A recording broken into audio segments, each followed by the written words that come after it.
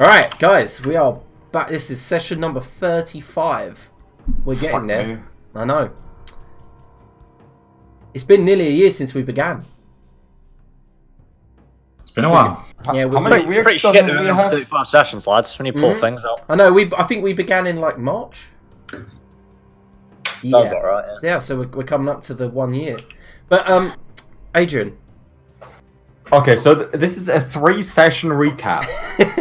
The last time Rocket was here, a dragon blew up our boat. It then tried to teleport away, which was stopped by Chester Deckard, which some people consider bad. Killed some more people, then flew away. After that, we gathered up the survivors, which was roughly half the crew on our second ship, which is now our only ship. And, did some mourning, came upon a pleasure bark, had some pleasure, came across 2 people that were lost at sea, showed them the way home, and then we were attacked by bird priests. Killed the bird priest, escaped the bird priests, made it to Port Phobos, upon which we finally came upon the seer, which we have been trying to get to for half the campaign. Arguably longer than that, I feel like. Yeah, it's been a while. We got sidetracked a bit. A little bit. On the way to the seer, we came across a cave entrance. There was a crowd gathered around the cave entrance, and they were shoving prisoners into the cave, and a big gate was closing behind them, and you were hearing some screams. We asked around what was going on, and apparently that's how they dispose of prisoners here. They put them into a death cave. Makra immediately said, I would like to go into the death cave. He did. Which some would consider another bad idea. Afterwards, we went to the seer. The seer gave each of us a bit of, future reading. Gwendeth asked whether or not she would kill her dragon. She was then promptly informed that maybe she would. If she doesn't, the dragon currently has a staff that's going to help her revive black dragons, which Gwendeth dislikes. Makra asked where he's supposed to go. She said go to the Crystal Wastes. Chester asked in private, so no clue what he asked. Grilda asked in private, so no clue what he asked for.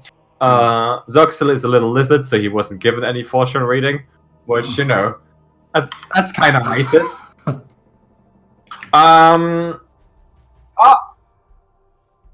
That was genuinely the reason Zoxel was like, I don't care. It's just funny. Afterwards, we got red weddinged. Turns out, Sia, kind of a bad person, and God King, who wanted Makra's children, probably wanted to protect them. Who knew? She started draining the life from the little Sia bugbear child, and poisoned us. And then we woke up in the death cave Makra wanted to go to. In the death cave, we fought a big burning skeleton, as you do. We fought some ropers, which was fun. Then we came across like a sort of altar where like a demon was petrified. So what we did is we went into the treasure chamber, picked up a mask. Grilda put it on.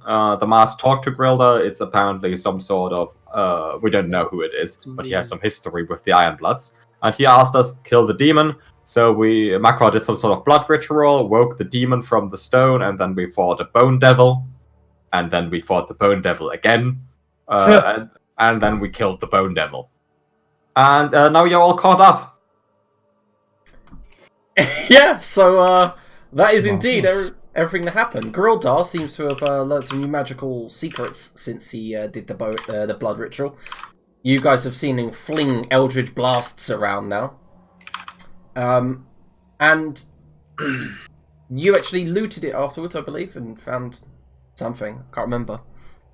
Did we loot the bone? I don't feel like we No, sorry, I'm thinking about the altar. You did loot the altar. But now, all of you are kind of just sitting there after the Bone Devil collapsed, after the one-punch lizard broke it like a cheap museum piece. And, You're welcome. yeah. I should never have mentioned it was on 1 hit point. Fucking So it was like, as soon as you said it, I was like, Gwendolyn was so close to stealing the kill again. So close. Alright, so I've actually shift-pinged you all. Yep. Chester is at full health, surprisingly, because all he does is transform into T-Rexes. oh no, he's been quite the good He sits to at the your back, body. heals, and then transforms into a T-Rex and runs in. No matter how much I tried to knock him out of that goddamn form last session, his Constitution saving throws were on point. Rolling ace, wasn't he? On the Chester Decker continues to be the most competent party member. It's so true. So, Are my hit points correct? yep, you took some damage, and that was it. Because I've still got temporary HP. Did I gain that after, or should that have come off first? You should have lost your temporary hit points, yes. Yeah, I think so as well. Yeah. The question is, though, can the little lizard man control his ghost while he's a T-Rex? I don't see why not. It's mental. Attacking would, however, cost either the action or the bonus action of the lizard. Have I killed this thing recently with the punch? Yeah, that's the Yeah, last oh thing yeah, that literally, happened. so you would have gained it now. 20 seconds Yeah, ago. that's the temporary HP, yeah. Yeah. Yeah, you whacked it. So, that statue in front of you is just a pedestal right now, and there is just a fine layer of bone all over the ground now. Like it's coarse and sandy and rough, and seems like it gets everywhere. Fuck off. Remind me of them bastard films. Right, right, is a big bastard got anything on him? You can make an investigation check. Gorilla. Yes, I'll give you a hand. I'll give you a. Grildar, let me point out, now looks a very creepy, and he's got an iron mask on that's cracked up one side, with his beard protruding around the edges, and you can see his eyes through the holes, and the face is kind of sunken and plain of feature. The upside is we see less of Grilda's miserable face. So Okay, so looking around the room, parting some of the dust. On the pedestal, there are 2 bronze rings where its feet once were. And Grildar moves them and they detract. They come off. Do you think they're worth anything? Possibly.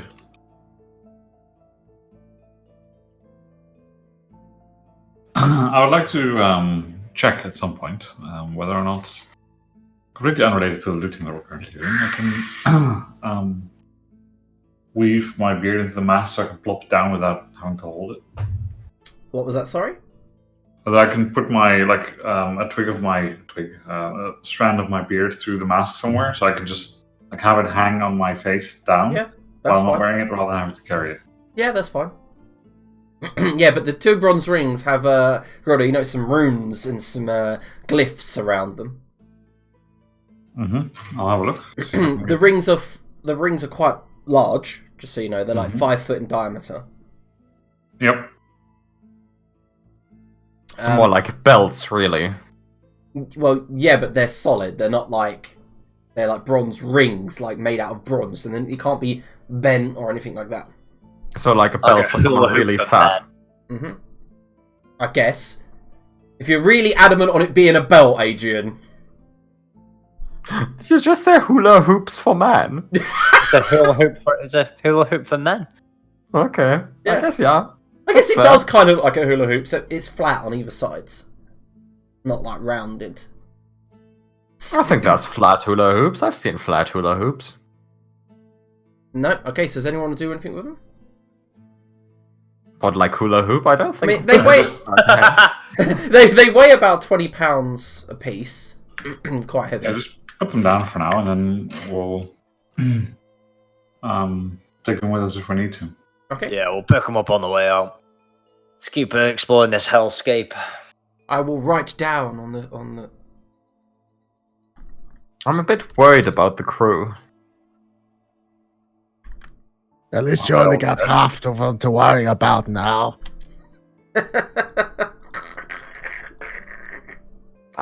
This doesn't improve it, Zerxel. Because I Well, feel it's like less people, isn't it? So you don't have to think as much. But they've been through so much misery. I feel like it would be even worse now if something would happen to them. It puts them out of misery. It's good for them. I don't know about you boys, but I'm pretty spent. Want to see if we can find somewhere to bed down for the evening soon? I'm pretty good. Can sleep here. It's sandy, like bone sand. It's good. Cleans. I'm not sleeping in devil's sand. It cleans you good. Roll around a bit. If I drop down dead, make sure I don't swallow my tongue or anything. Though. Keep going. Ah, Makra, I can provide some sensuous massages if you think that would help. It's not necessarily that. It's more I'm very much lacking energy. Ah, energy. Ah. I can provide some energy.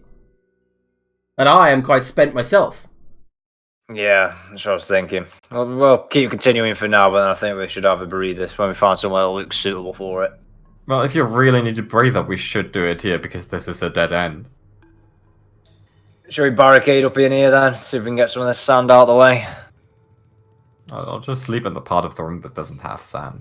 Very well. Makrar huddles up in that corner and begins to long rest. Okay, you begin to have a long rest. Chester settles down with a book, begins scribbling away with his quill. Oh, come on! Apparently with some nice music to go with it. Yeah, that's what the quill flute sounds like. So I'd say diddling away at it. Just a really tinny violin. Right, Nestle up in the bone sand. alright, so you dig yourself a little ditch, go for a sleep. Spook, I'm assuming Spook's on guard. Yeah, I might also keep gut. If my character sheet is accurate, I haven't spent anything really. So No, Arnie did play you very conservatively, yeah. okay, so yeah, I'll keep watch. You And literally, then yeah. Spook can do the other half. Alright, Spook just, like, floats around, goes through the corridors, comes through the walls and the caverns, and does, like, a perimeter. I guess, like, a wide circle. Grilda? Oh, why are this red? I will wait until everyone's asleep, sleeps on myself, and take half a long rest, of course, because I don't need a full one. And then spend a few hours weaving my beard into the mask. Alright. Okay, so you feel like it's hard to keep track of time here, but a few hours go by, and Makra snoozing gently, so is Gwendeth.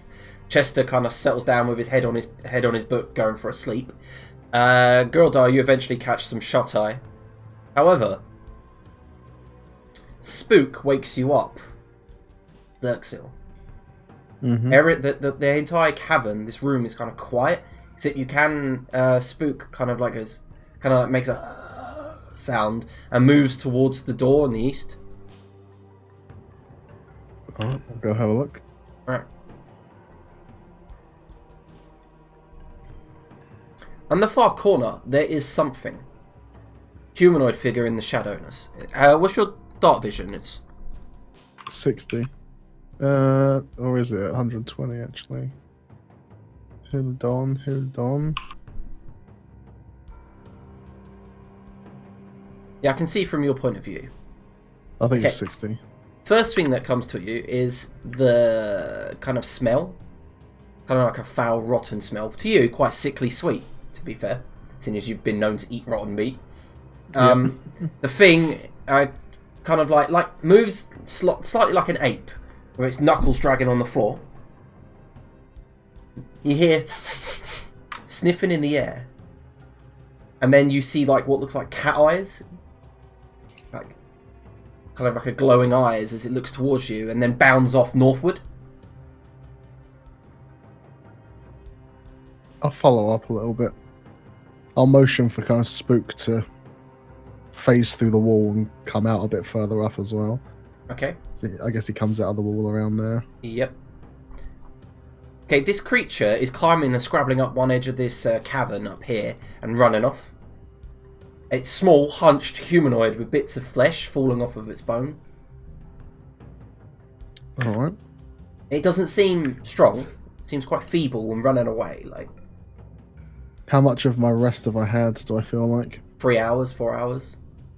Okay. I guess I'll just stay up and I'll just keep watch down here. Okay, so the rest of the watch, you hear guttural kind of grunts and growls in the distance echoing through the cave, quite softly, but nothing else. So all of you do get a long rest. Sweet. Also, I must sadly let you know, Todd has just texted me saying he cannot attend. I am heartbroken. Me too, me too. However, one of you does get to control him. Well, Gwendef, you up for that? Aha! There you go. What a day, my friends. So you've had your long rest of 6 hours? Oh, you've already pressed the long rest button for Chester, yeah? Mm-hmm. Oh, well, the long rest button's working. Yes, indeed. They implemented it into the sheet, didn't they? Nice. Didn't he get a 5th level spell? Randomly? Oh no, that was in Mad Mage where we got level 9 and got 5th level spells. Yeah, Never yeah. mind. Yeah, chill out. Whew. Not yet. I hate to see Chester with 5th level spells. It's just gonna be called syphilis. Yeah, I don't know what he's got. Insect plague or something. Just got more and more confused. Fucking spells. Okay, so you've all got your long rest. You do feel fully rested. However, trepidation is there in the back of your minds, realizing that, of course, Mackerel, that Mimu's at the behest of this seer and has been now for probably 7 to 8 hours. Wave Cleaver and the guys are fine, right? Can't tell. Like, she's not gonna, you know, kill people that have nothing to do with her. She would have thrown them in here, right? I'm not sure. Well, let's find out quickly then. I didn't like stopping for that long, but we aren't going to be able to save me if we're all dead, so just keep going. Okay. Then you are free to move around the dungeon until I stop you.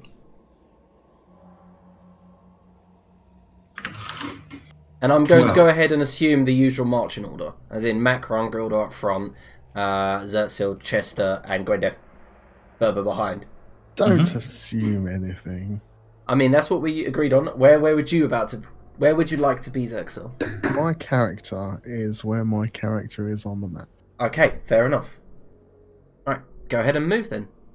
Bearing a 1 or 2 second delay for lag. Is it correct that we don't have Advanced Sword of War on? Yeah, whoops, sorry.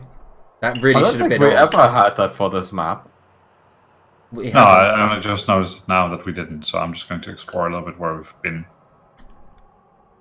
Just so I know. Oh yeah, I turn it off because it creates lag on my side, that's all. I don't mind the lag, to be fair. Even with the forward distance set lower? Yeah, it's because I've got my... To have it be able to be viewed on Streamlabs, you need the graphics, the GPU enhancement off. I need it off. Oh, Yeah, that's terrible. yeah. That's also probably going to be a big issue with the new Roll20 because that's GPU and based. Yeah, then from there on I'll just have Advanced Fog of War off. Aww.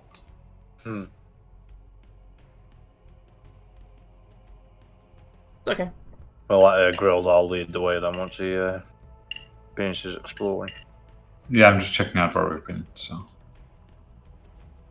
We went up there, I went through here, if I remember correctly. Yes, that's the failed pincer move up there. The failed pincer. Oh yeah, you forgot about that in the catch-up.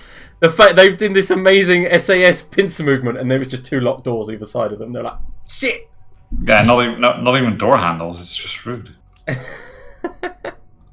Yeah, no, you can't really call them doors if they're just slabs of metal at the end of a corridor. Okay, I think I've recovered my temp lighting. Well, there's another door through here. Let's go and have a look. And I'll make sure to enter through the middle one again. Okay. All right. So where are you going?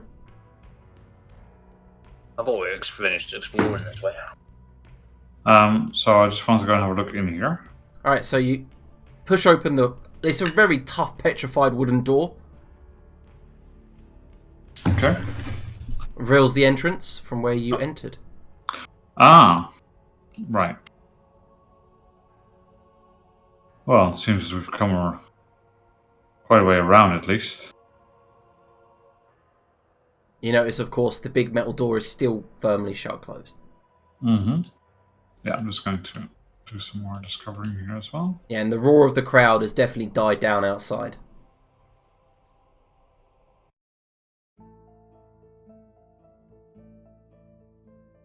Alright, so you're just revealing the map over here, yeah? Yeah, I'm just revealing where we've already been, just to make sure they don't lead us somewhere on like, oh, 2 minutes later we discover we already went there. Yeah. Alright, well, looks like we could head east from here and potentially through those doors. What do you say? We're going to have a look here first, perhaps just something that leads us through those doors. I don't really want to waste our time there. I have no idea where you are on the map right now, Anna. Yeah, I've lost you completely. Okay, he's in the northeast.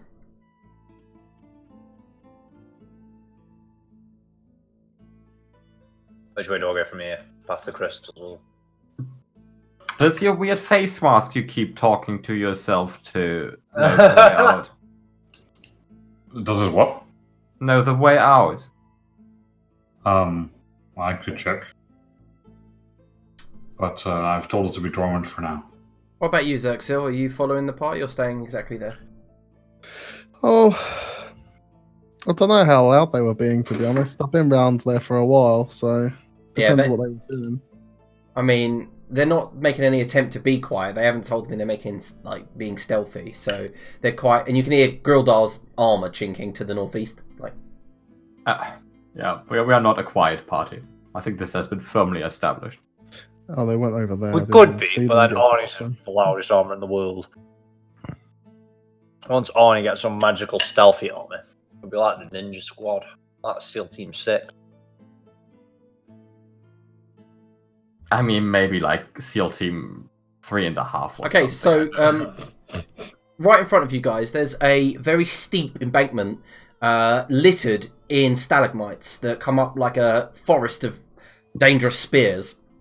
Beyond that, a large slab of ancient masonry kind of is collapsed over the top part, but the stalagmites are holding it up.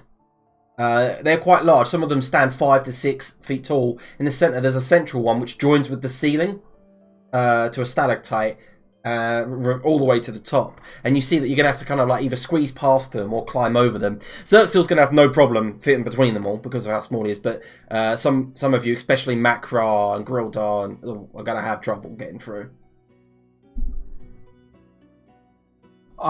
Moving through non-magical difficult terrain costs me no extra movement. Well, there you go. You can indeed get through it. So I'm gonna scout ahead here. Okay. She's a nimble dwarf. Alright, And then... can you guys just wait there? Mhm. And let me just quickly roll something. This is the third stealth attack attempt that's gonna fail against Gwendeth. What's your AC? No. 1 billion. It is actually 16. Alright, so as you are walking around this masonry, there's a very familiar tug at your waist, and you go, oh shit! And as you're like launched up into the air, something sinks into your neck, your blood squirts out into it, you take 23 piercing, and can I have initiative from everyone? What a surprise, something has actually hit Gwendeth from stealth. Mm. I didn't think you would put in another roper because we already fought 2, so I wasn't worried about it. Never assume. Are we having a surprise round? No, it's had its surprise round. Alright, shouldn't get that now. Curtis. If I enter rage immediately. Yes. I don't have the surprise state. Well, the surprise rounds don't exist in this game, but Yeah, I know. All right, so yeah, I guess we go. I'm immune to the surprise status effect. It has its turn. Macro, your turn. Macro would have the turn before it because if his initiative is higher, he can enter rage. Yeah, the first thing if I do is rage, I'm no longer surprised. I wish I knew about I'll this. rage. So then I'm no longer surprised. How high up is it? So I imagine I'm seeing it just about to launch it. It's about 40, 50 feet up in the air from you. Sounds so. Just see that then. I'll. Just so you know, that cost you 20 foot. So I'll just go to there. I'll probably hear it more than I see it if it's around the corner like that. So I hear it, something cracking. It's like, that sounds familiar. I'll rage immediately. If it hasn't made its attack, you can't see it. But you know, so there's danger. I guess that's your supernatural senses. Yes. Apparently, yeah. So I'm assuming you've raged, otherwise you wouldn't. But then, I can't see anything. So then I'll just have to. I'll drop my Goliath hammer, and then free item interaction, get the magical javelin out, and then just ready in action to throw it out wherever there's danger is when I can see it. Okay, so immediately you see the attack go off, and then immediately one wraps you around your leg and drags you as well. I'll throw my javelin at it as I see it. Alright, cool. Alright, you get restrained and grappled, of course. I thought, well, I'll send one of the missed attacks towards you then, if you're going to run up there. Oh, yeah. Makes sense.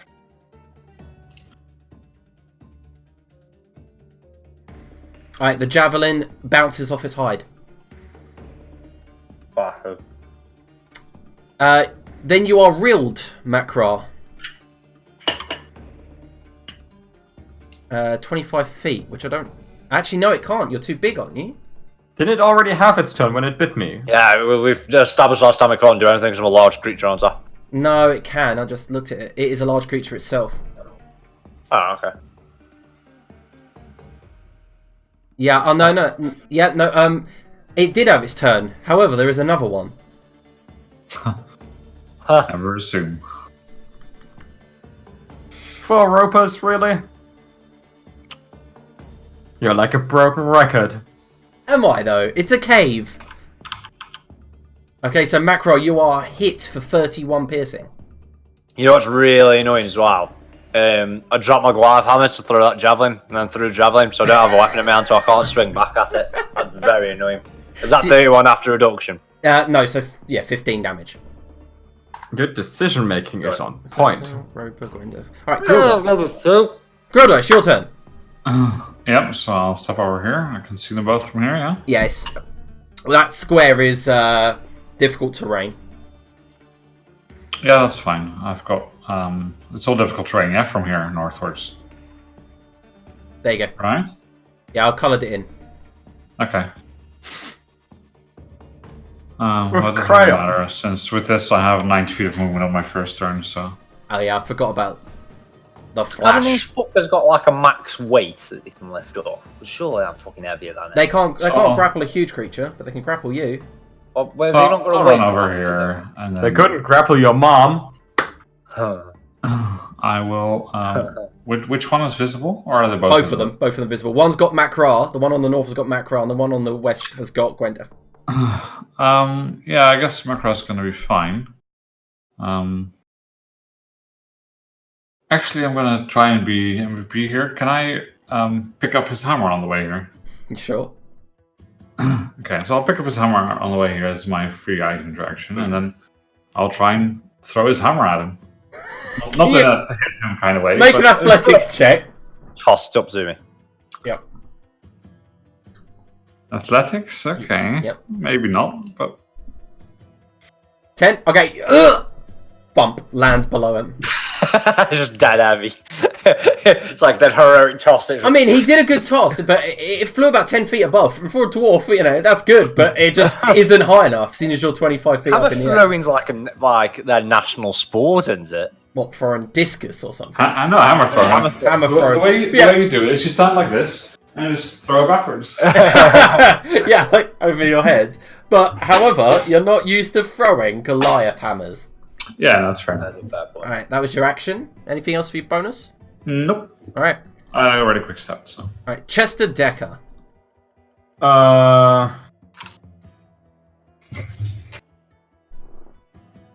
Chester is gonna step up here and say, "Aha! I've just got the trick for this." And then he's gonna address this thing. Let me just read the spell because fucking. I've played something called Unstuck. They just both fall off the fucking ceiling. I'm just checking if it needs to speak a language.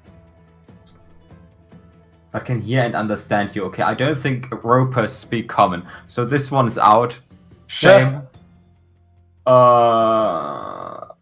Is this one touch? No, it's a 60 feet spell. Okay, he's gonna turn Makra into a T-Rex. Fuck's sake, the goddamn T-Rexes again. All right, cool. All right, so Question is, how tall is a T-Rex? we went through this. Let's not go through the dungeon. Not go through the world's largest It has dungeon. been established that a T-Rex is a 10 by 10 by 10 square. Yes. If you remember. Oh no, you weren't in World's Largest Dungeon. You haven't seen Craig's rendition of the square T-Rex. Yeah, the fucking cube T-Rex that this Hokuni made for Rocket. It was So good. Rocket arguing about the T-Rex of Arne. It spawned this hideous image. And sizing in 5e is so fucked. It is. I mean. And then he looks at Grilda and says, "Grilda, throw the hammer more like this." Yeah, so you can reach the Roper. Okay, so you can control the T-Rex if you shift double click it. It'll open up the character sheet. You get Bardic Inspiration. Alright, so Makra, you are a T-Rex. I am a T-Rex. So what happens to the roper? Does the roper get detached Yeah, from the the ceiling? No, the Roper, you're automatically like unrestrained, ungrappled. You're now standing on your feet, And how high above me is the roper? right in front of your head. Oh, get in. I'll fucking chomp on that penis. Just goddamn whatever. Give it a right toothy blowjob. Well, that's a hit, and it's a good hit. Blood, black ichor spreads all into your teeth and mouth. Nice. All right, and it is no, it's not grappled. It has to be medium. All right, anything else? No, I can only do one attack to T-Rex. Wait a minute. You can hit the Roper with your tail. I can't do a bite on the tail attack, can I? You can hit the other Roper with your tail. It's within 10 feet. What was part one? Is it? I can't make. Ah, against the same target. Nice. Oh! Well, that's a shitty crit. Whoa, Yeah, that's a good hit though. Crack it across the what constitutes a jaw. I Yeah. mean, that's quite a big shot, isn't it? Yeah. So 26 plus. Cool. That's a good hit. How's it rolled 7 on 3d8? That's I know, right? Well, that's my life when I roll for Spirit Guardians as a cleric. That is literally all that happens. Right, Makra, the end of your turn.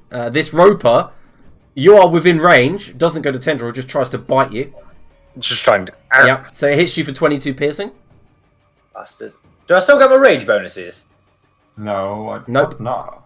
No. I don't think so. I've got 136 HP anyway. I don't think that's going to be an issue. And then one tendril grabs Gruldar and reels him in. My god, T-Rexes are broken as fuck. They're a T-Rex. Oh, that's bastard. Like one of Rocket's wizards and literally focused on being a T-Rex and it was OP as fuck. Yeah, Twin, Master Transmographist. Yeah. yeah, also sorcerers with twin. Yeah. Nice. Just twin two other people going stand around the corner. You got 2 T-Rexes. All right, Xerxil, you're up. Alright. I will move up to whatever this squiggle is. You don't get affected by it because you're so small. Okay. 1, 2, 3. I guess I can move a bit more then. I'll hide. Well, I'll place ruin upon this roper that's in front of me, Okay. and then hide behind the corner. All right, it fails, which is good. And then Spook's gonna go through this wall here to shave off a bit of time and bop this roper. All right. 14 misses. Did it pass on ruin? It failed ruin. Still missed. It still misses. How grim. I know. Alright. Alright. The Roper attacks Gwendeth. Missing.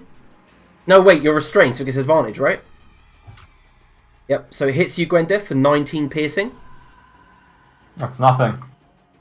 Are you even trying? And then it tries to grapple. Is Spook immune to grapple? He is immune to restrained and grapple. Yeah, so it tries to, and its tentacle flails around, missing. And then... Shit. Let me make a wisdom check.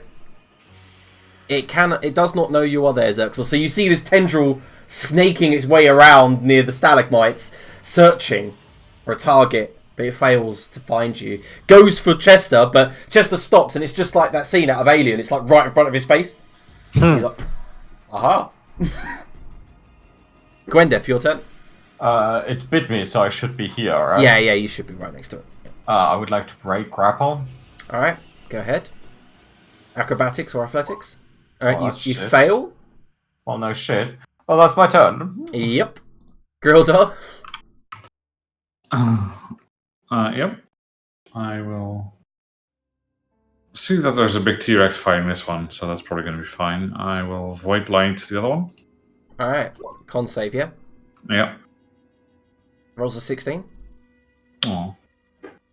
Alright, so you send the void towards it. Just sizzles against its hide. That's it. Alright, Chester. That's you, Adrian. Oh shit, I am Chester. Aha! Every time you play Chester, you I know. Yeah. I am Chester. Chester fucking insults the Roper. He's like, "You call that tentacles? You haven't seen me in bed. Aha!" The Roper fails to understand what the fuck you're talking about. I don't think anyone understands what a complisult is. I'm not gonna lie. Well, it does not need to understand him. Nope, Oh, yeah, but it right. passed its wisdom save. Okay. Yeah. That is Chester's turn. It's like a boss battle. These guys are doing some work. Ugh. Alright, Makara. Well, they were doing work till around about now. Uh-oh. What's this guy's bite range, do you reckon? What, the Roper that right in front Yeah, of you? this rope in front of me. Well, it looks like it's quite close, you know, it's in its mouth. Over 5 feet? Well, it looks it, yeah. Yeah. What's my bite range? 10, I think. Oh, 10. Beautiful. I'll take the attack of opportunity then to step so I can bite it, but it can't bite me back. Alright, it hits Good you. save It does there. hit you for 31 piercing. 31, little bastard. And then I'll bite it back. And then Yep. tail attack his friends. Alright, go ahead. Oh, fuck! Nice. Fucking Awesome, T-Rexes, yo! I The guess I can't recklessly tail attack. No, can I? you can't. And the tail misses, slams against the cavern, rubble begins to fall down. Some Should be out of range of stalactites. both of them. I'm fall out of down. range of both of them now then, shouldn't I? No, you're not. Well, if I go there, I will be. I think. You're out of the range on the northeast one, but yeah. I'm out of range of both of them there now then? Yep. Yeah, sweet, I'll stand there then. Sweet, done. Alright. So Grildar, the one that's got you, goes to bite you, critically strikes. Deals 50 piercing damage. Jesus Christ. Okay, maybe I should have been taking some of these attacks instead. Xerxil. I will cackle for the ruin to stay up. Don't do your impression of his cackle. Not again. And actually hit this time. Yes, it hits it. You see that it seems to like melt away parts of its hide. It seems to just peel away in like scraps. Mm-hmm. Sorry. Alright, cool. Actually, I'll just go a bit further around the corner just in case. Yeah, you can see the tentacles like trying to find more targets. Alright. The Roper turns around and goes to bite Gwendeth. Color me surprised. Hits you for 32. That's a lot of damage. Oh my god, these two are doing. How comes the other Ropers got owned and these ones are just? Well, because Gwendeth was able to shoot them with a bow. It's true. Gwendeth, it's your turn. I would like to dodge. Okie dokie. And roll about 5 hit die. Oh, I don't let me roll 4. Oh, Gwendeth's looking low. Mm-hmm. Plus 37. There we go. We're good again. All good. All right. And You can roll 4. You can roll 4 hit dice in one go with that. Yeah, the endurance. Oh, I thought you could only roll 1, actually. Yeah, it's 1. Yeah. It's I've 1. never used it before, so I wouldn't know. It's let's- 1. Yeah, you can roll 1 hit die when you dodge. Yeah. You Which is cheeky. exactly what I'm going That'd to be do. I broken thought- that would. Just Since being so Anna near argued around. about it, I thought he would have won the argument, so I didn't know. Alright, so Grildos, your turn. A nasty bite, blood pouring down your mail. You hear the masked iron blood in your brain going, you need to get away. Well, fuck off, I'm dodging. Shit. Fuck off, I'm dodging. It's like, you can't end here. Yes, I'll dodge. Alright. Chester Decker. He's like, Gwendeth, that's not how you escape a grapple. Oh no, wait. That's not how accomplice assault works. What is accomplice assault? No, you did it right. Expanderbrag is exactly what you just did. that's Yeah. Expanderbrag. Okay, accomplice assault was the one I got wrong. That's not how you escape a grapple. You gotta squirm. Did he just do the wacky inflatable tube man? That's exactly what. Expanderbrag's more. When I escape a grapple. Look, next time, Curtis, you can be Chester. Yeah. I'm what- not stopping. Tell me what spell he casted, and I'll come up with them. What about his action? Let me check if it needs to understand him for this. Creature with an intelligence score of 4 or less. No, I'm pretty sure Roper is what I thought. He casts hideous laughter on this dude. Uh-oh. With his flute, apparently. Is that an intelligence save? That is, I don't fucking know. Wisdom. Wisdom. No, it's, yeah. It's a Oh, wisdom save. what does he say? Alright. Something really incredibly not funny. The roper. As it falls prone. Which means it It falls drops from the ceiling. it falls from the ceiling and smashes into the ground. Brilliant. It impales itself on the spikes. No, it you does remember- take 4 bludgeoning. What? It doesn't impale, so there's a lot of spikes on the floor. Yeah, where I drew. Oh, it's only there. I thought everything was spikes. Alright, so Macrush, your turn. That's a letdown. I thought bitey spikes. and then I taily. You bitey and you taily, of course, as a T-Rex. 29, 42. Jesus Christ! T-Rex fucking broke! Why did I ever not want to be a T-Rex? I wish I could recklessly And 'cause it- attack a T-Rex. And because it's prone, you get advantage, which means you hit. Oh, fucking get in. Combined with the ruin, that's definitely a hit. Yeah, and you smash the other one. The other one dies as you bite into it and throw it against the cavern wall. The one behind you gets the tail to... Snap its banjo string. For fuck's sake, stop giving it penis analogies. Alright, Xerxil, you're up. Same again. Nice. Yep, that's a good hit. Obviously have advantage, but you don't need it. Yeah, It's that's it. Spook jumps on top of the roper and begins putting his spectral thumbs in its eye. It took damage, so it gets to repeat the saving throw each time. Okay. Nope, fails. Now what does it do? It's its turn. Like, on its turn, what can it do? It says at the end of each of its turns, it can repeat the saving throw. So for the term you are incapacitated, you can't do anything. Fuck. Alright, Gwendef, your turn. Well, since it's incapacitated, I assume I am no longer grappled. Yes. So I would. However, like to- you do fall. Oh fuck me! So you take 2d6 damage. So a total of 11 bludgeoning. Fuck me! The roper didn't take that much damage. No, because I rolled low. Well, I'm gonna move away from the roper, and then I'm gonna. Actually, I'm not gonna move Stop away rolling from the dice, roper. right? I would shoot with disadvantage. So I'm gonna shoot the roper from here, where I don't have disadvantage twice. Alrighty. Alright, so... It's a 26. I don't have disadvantage. Yep, Not alright. So, how do you want to kill it? I just kick it to death. I was hoping you'd say I'm shooting it in the eye, just like you do with everything. No, this time I'm kicking it to death. This thing did a lot of damage. Nothing in this entire campaign has done this much damage to They're Gwendeth. ropers! That's what they do! She No. sticks. Look, what ropers do is rope. They aren't called damages. Alright, so Yeah, biters are a lot more. They seem like they do a lot more biting than anything else. Yeah. Yeah, they reel you in and then try to eat you. That's what ropers do. Alright, so you've killed the ropers. I feel good. Yeah, that's what I thought. You appear to be quite hurt. Let me massage you. And Gwyneth gets back 23 hit points. Now you can use your... Stop becoming a T-Rex. Is that immediate?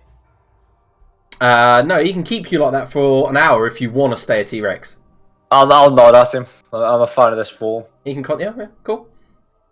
So you get to control both of your I characters. pick up my Goliath hammer with my tiny arms. What are you saying, Macra? That's not a thing! You do not pick the Goliath hammer up with your tiny arms. I pick it out, I flick it up, and then catch up my little arms and just... Roll an acrobatics check as the T-Rex.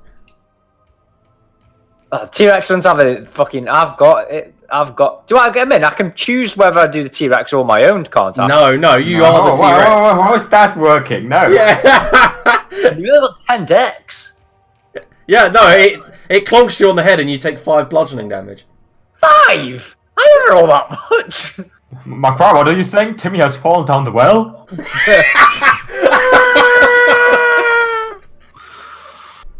I don't think so, Chester. No. I just like nose my Goliath hammer and get someone picked up for me. Anyone want to carry that? Nope. Nope. Not really. They just look at him like, I'm a fucking T-Rex still. Bitch, really. It is a hammer that is so heavy you need 18 strength to wield it. No one's gonna lug that around. It's totally fucking... Chester's like, I'll pick it up. Oh, no, I won't. Oh, I think I've pulled a muscle in my back. And then I'll just slip the bag of holding over it so it goes in. Okay, that I'm a magical javelin both need picking up. How heavy is it? I don't think it's... I just imagine a fucking T-Rex with tiny arms pointing at a javelin.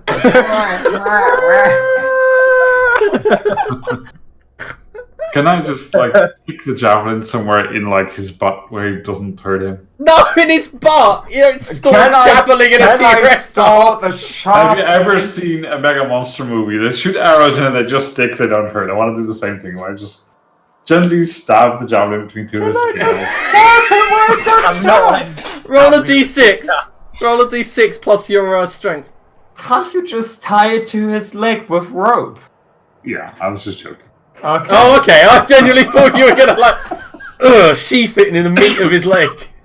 So now I can spend dodging to spend hit die, yeah? Yes, I allow it out of combat. Okay, well there you go. 25. What the fuck is going on? The Goliath hammer probably weighs at least 40 pounds. No, I don't think it does. It literally says super heavy. Yeah, it's super heavy compared to other shit, but weapons aren't that heavy. I know. Like, right. Like a Zweihander, what weighs about 12 pounds, doesn't it? No, not even close. It's probably heavier. Yeah, I've got it sorted out. Weight of Zweihander is 4 pounds. A great scimitar is 12 pounds. A Goliath hammer is 12 pounds. Alright. That's still not even that heavy. Alright, that's only a couple of kilo. You forget that everyone in this party, except for Gwendeth, has dumped strength. No, yeah, there is that. That's less than a grocery shopping bag. Yeah, it's only 5 kilos. Fuck all. It's fine to carry. It's fine to throw as well. To wield is different. Alright, so what you guys can see in front of you is a couple of unearthed graves. Deep holes. And you see one pile of what looks like wet soil. And here, as you're walking up, the soil in the cavern is beginning to get slick, moist, and tepid. You can actually hear the dripping or constant dripping of water all around you. Wonder if that's where Zombie Monkey come from.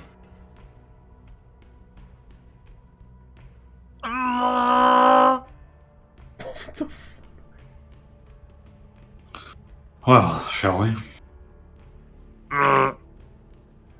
Yeah. I have never used Gwendeth's Hunter sense. You haven't used a lot of your character features, let's be real. To be fair, Grandeth can only use this ability once per long rest because she has minus wisdom.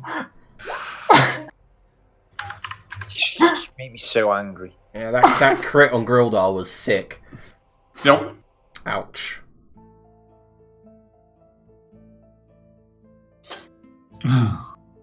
Alright, friends. This Yep. is really useful. Why have I never used it? T-Rex, go. Do you think the ropers were burying their dead, Grildar? What do you mean? Well, there's graves. Why would ropers guard something? No, burying. I didn't say guard. Oh, sorry.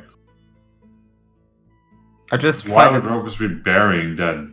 Well, I find it hard to believe anyone would bury their dead right next to ropers. Obviously, one of the graves was just recently dug. Perhaps the ropers came here after people came here. I'll barge past and start digging up the one undug grave up with a foot.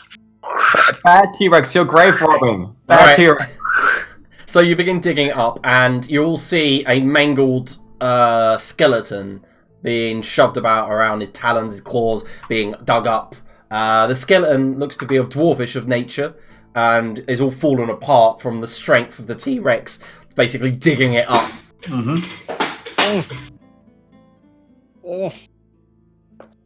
Just viciously tried to flick the skeleton off his claws, like, ugh.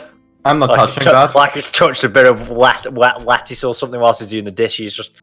Ugh. What were you expecting? What kind of metaphor was that? Like a bit of lettuce while you're doing the dishes. Clearly what I did today at work. He's just, ugh, get off. Hey, wait, is that when you encounter the most amounts of lettuce in your life? Like, In the sink.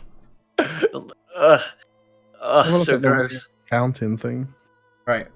Okay, yeah, so, Xerxil, from here you can see what looks like a flooded part of the cavern. It descends very sharply into a sunken well.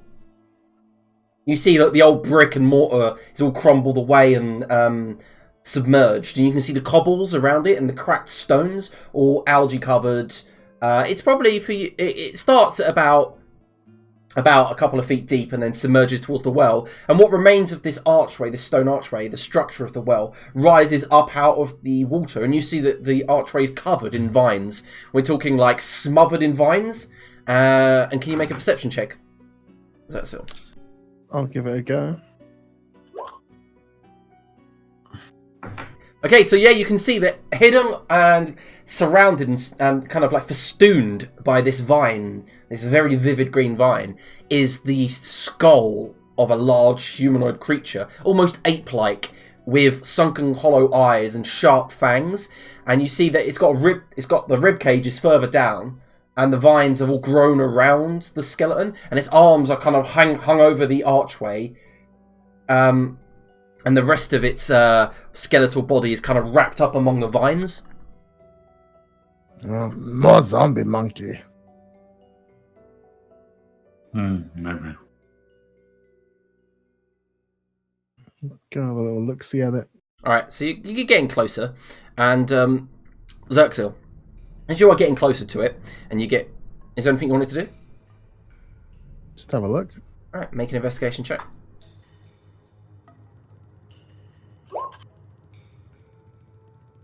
Can you roll an initiative check? Sure.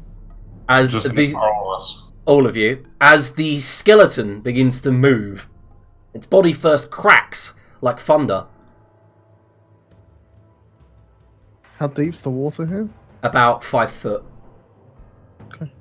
Right, do I roll my initiative or the T-Rex initiative? Your initiative. Right, okay. You So I are still a get advantage on it. T-Rex.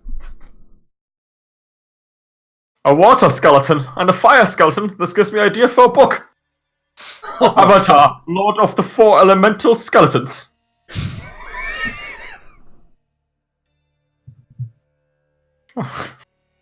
Alright. So, the thing does reach out to bite you, Xerxil. It snaps towards you quickly. Right. Hits you. As the teeth sink into your body, the entire kind of clear water just is suddenly filled with blood. You take 20 piercing damage.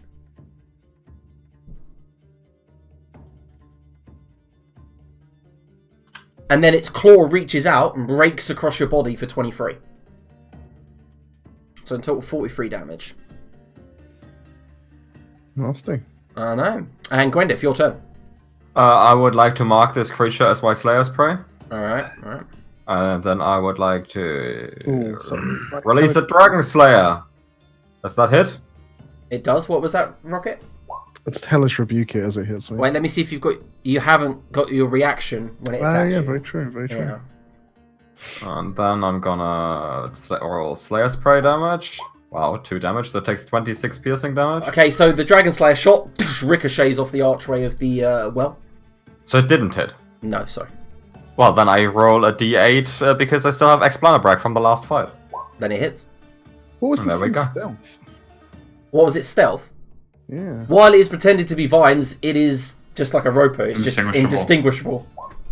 And the 15 doesn't hit either then. Okay. And it's a vine troll skeleton. I end my turn. Alright. Vine troll. A vine troll skeleton, yes. I'm just looking at its resistances and stuff. Alright, so let me see the damage you did. 26. 26. Indeed. Nice. The arrow sinks into its skull. Fractures go flying out the back like it got shotgun blast. Adrian, whenever you describe how you hit something, you always go for the head and the eyes. Says Liam, describing how my arrow hits the skull. Fuck you, Adrian. Girldo, it's your turn. Yeah. Does it seem to be just natural armor that it has, or is it something else? It's got no armor apart from what looks like a massive vines. All right. Then in that case, I'll step over here and I'll force start it. Mm-hmm. That indeed is a hit. For 10. Dart hits it in the chest and disperses out. That's it. Alright. Grildar. It reaches out, manages to bite you. Deals 17 piercing damage. And then its claw rakes across Xerxil again for 22. How much was my hit, sorry? 17. Now, Xerxil, it's your turn.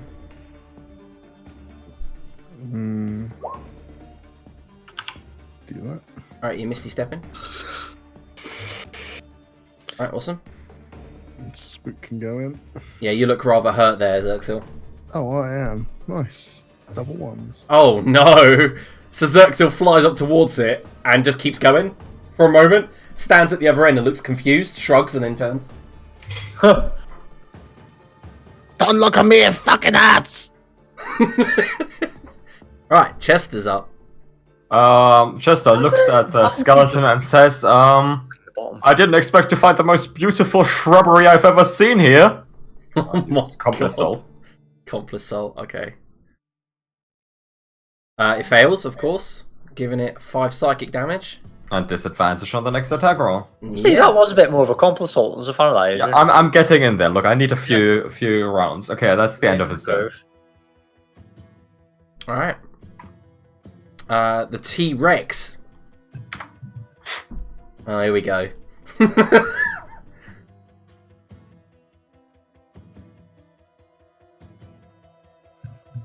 T-Rex? Hey, Curtis, you are the T-Rex. You are the T-Rex. I see I you was just... trying to get Rage to bring me up dessert. I'm sorry. Right, I'll step over these mortal. A worthwhile endeavour. Yeah, I'll stand 10 feet away from it. I imagine it's got bat range. Oh no, it's only a large creature. It might not have 10 feet range.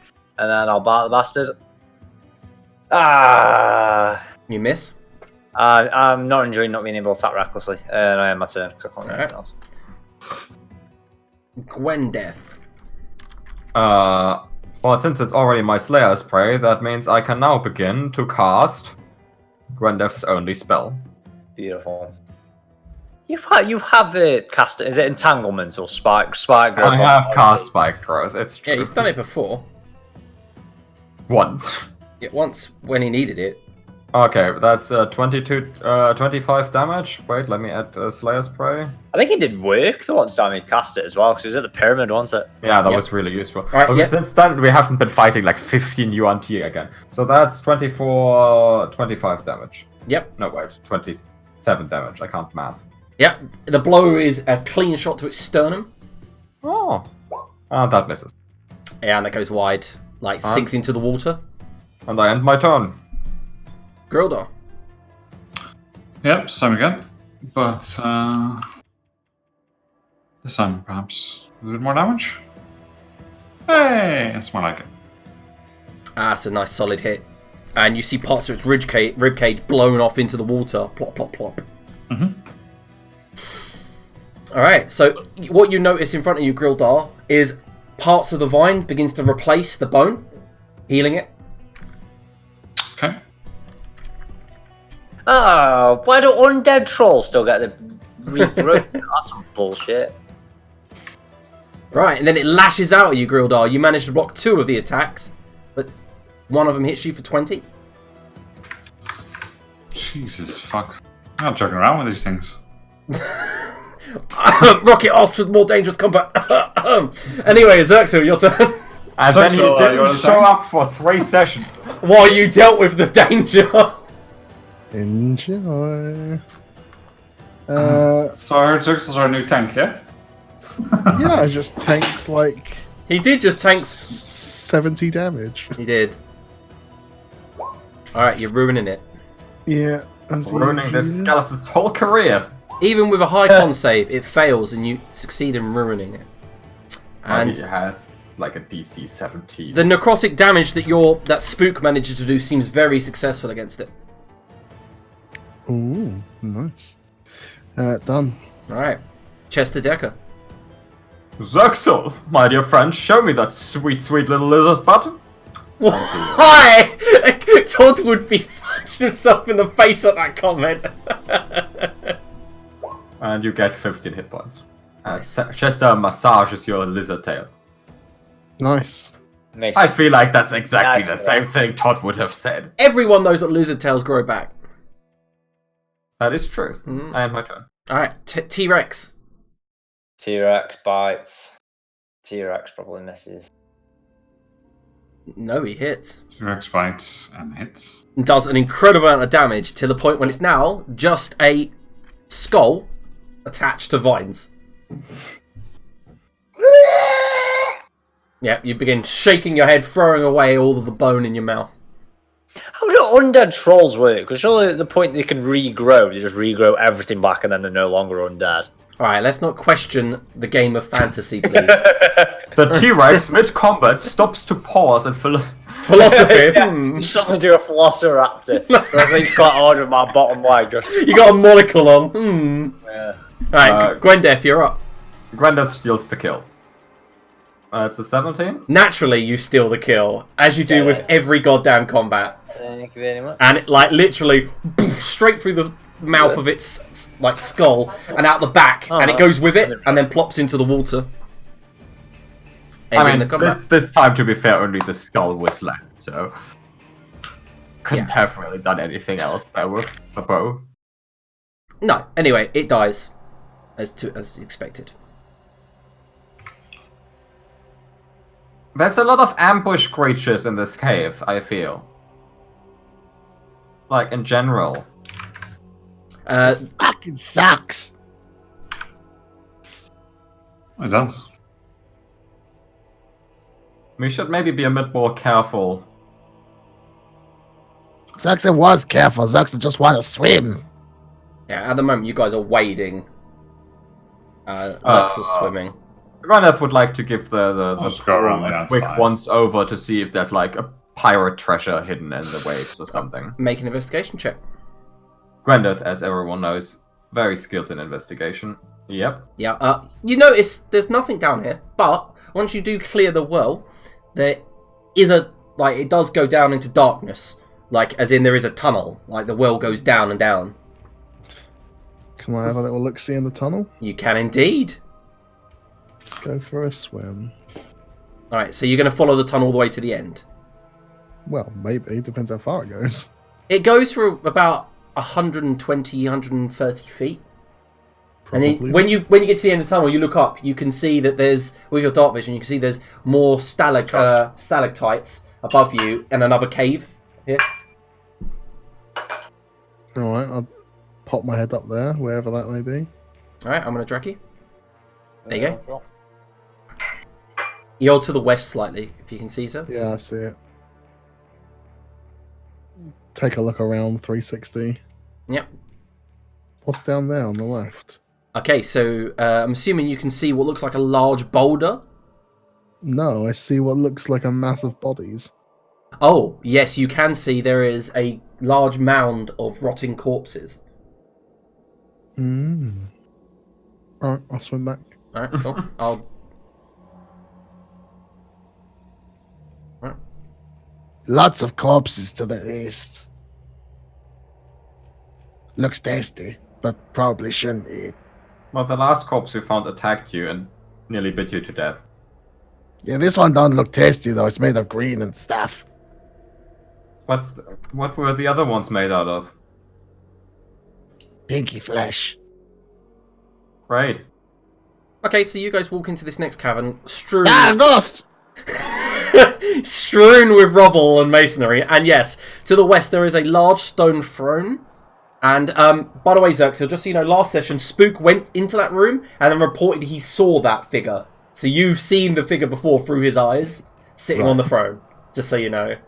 The same dwarfish figure with raven black hair and milky white eyes slumped against a stone throne, as far as you can see, dead. That was one we couldn't get to when we tried to do the pincer maneuver, wasn't it? Yes. That is correct.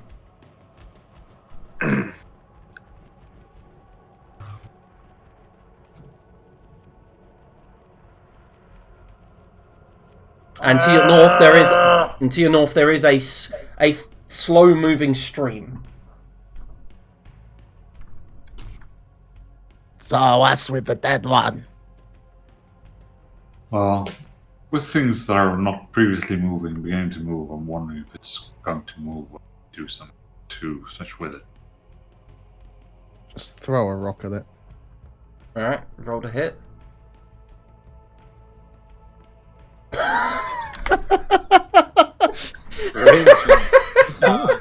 One punch lizard. Yeah, literally. You pick up a chunk of masonry and in front, crack against its helmet, and then the helmet falls off. The thing slumps into the stone and then goes. Its head just turns towards you all as it sits back up, noticing you for the first time. She steps off of the throne. She looks like that. Good call, Greta. Gwendeath immediately points at Zerxel. I'll just point at the T-Rex. Yeah. I'll put my face on my face. I'll put my mask on at T-Rex this just point. looks at its own arms like... Yeah, okay. Her voice is husky and almost, and very kind of like that husky feminine voice. As she says, Yardrill. I'll put the mask on and ask it to awaken. And as it awakens, you hear his voice come through, and he says, Yondelin, my wife. Huh.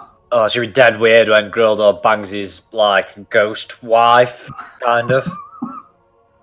Can I just, like, translate for the mask, or can the mask speak out loud? Mask Or cannot speak telepathically? out loud, can only speak telepathically. To me. Yes. Okay.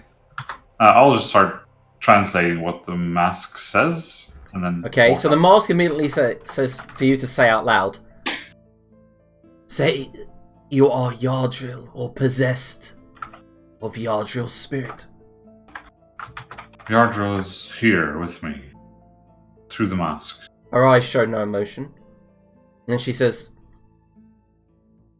ask him what he wants of me. And then he responds with, to live, to escape, to get out of here. He wants to get out of here. You need to tell her who you are. Right. He wants to get out of here. I'm Grilder of the Ironblood clan. Her eyes widen. He thinks that might mean something to you. She nods. My name is Yamdamalin. Iron Blood. Does that name mean anything to me from the family history? You can roll history with advantage. 27. Natural 20. You remember your mother once mentioning that the Iron Blood clan was founded over 900 years ago by one Yarmdaleen Ironblood, also known as the Punished Ironblood. Alright. I'll say... Yes, I do remember something. Long history. What do I need to do to get you out of here, the two of you? She looks around the rest of you. Curtis? What the fuck are you watching, Curtis? Cowboy porn by the sounds of it. I'll just be having very important story moments. Classic Curtis. She says,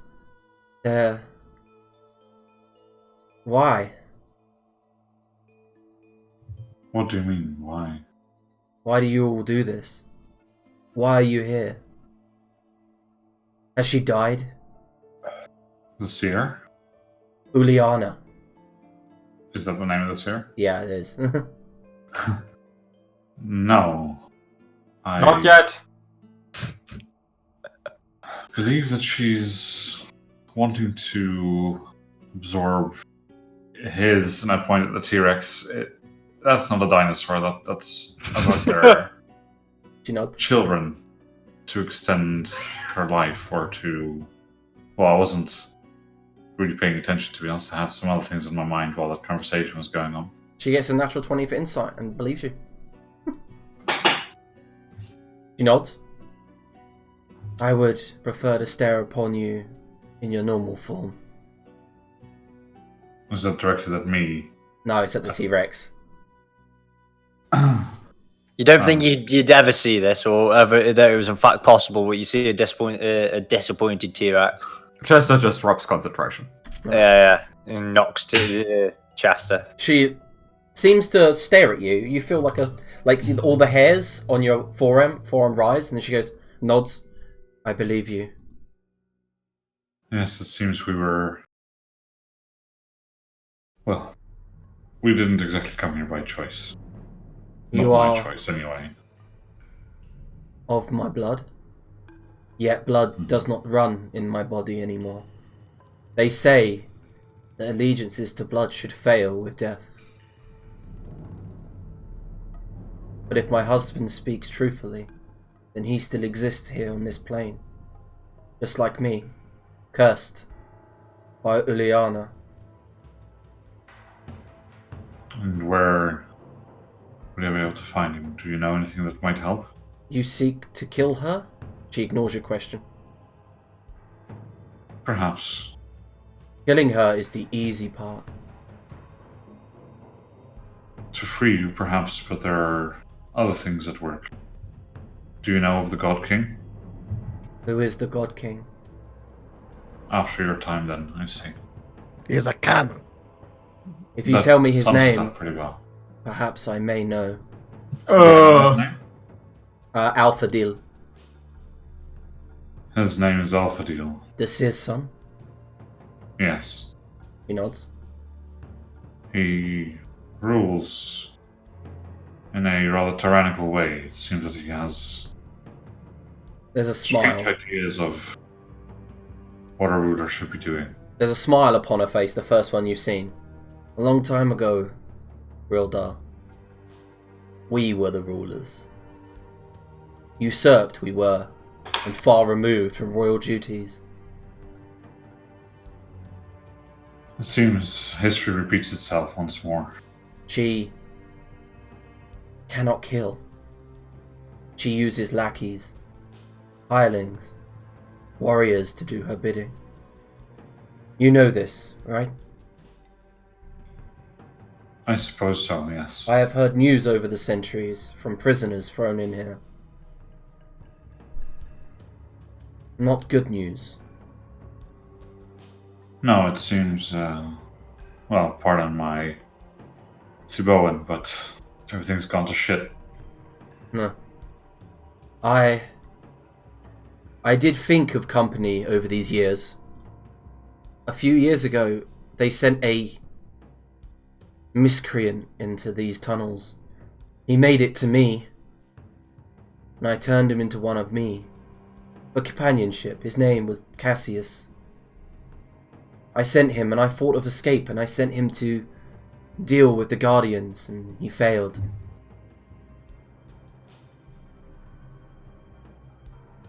I put his corpse in a coffin I built, put it in the river, so that he may find freedom. And did he? He shrugs, and you remember that the coffin... We did find a coffin. It made its way to you guys as you dragged it out of your ship, not a day passed. Renif is like this to Chester, to Makok, to Chester's not here. It's like, that's the guy we robbed. You did rob all of his treasure that she put in there for him.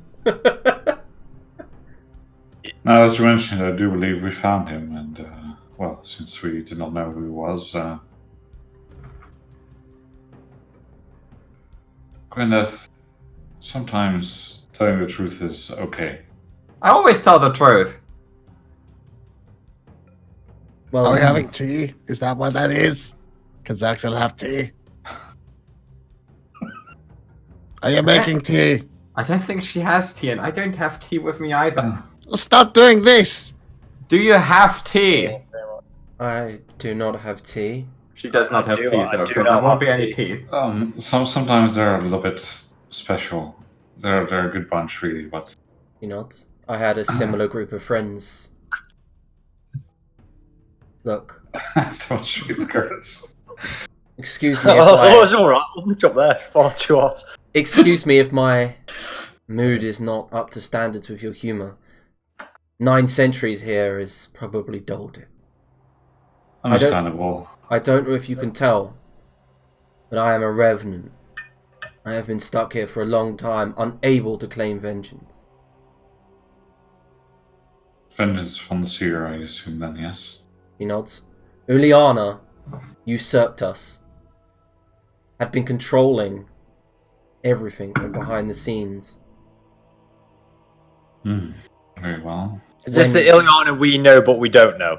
Uliana, the seer. Ileana. Yeah, Right. Curtis. But why did you make a name so fucking similar, Liam? Don't You get me- literally at the start of the conversation was like, is that the seer's name? Yes. I might have missed the beginning bit because I burnt my thumb, okay? Uh-huh. I'd Is there like anything we to. can do to help you get out of here, or should we try and find I am your strong husband's body first? in death.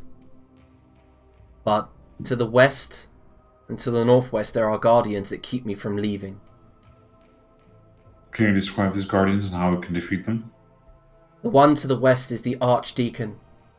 She holds one key. And then the other, and she shivers, was once one of the seer's apprentices, manipulated by her dark magics. I believe her name was Agielt. She is what I fear the most. Why? To escape, you will see her. You'll Oh. see. Are they like you? I understand what you're saying, nods. but is there anything you can say to help us fight them? Fuck's sake. Sure, Yeah. you've fought them before. The Archdeacon in life was a cleric. A great cleric of Tyr. Mm-hmm.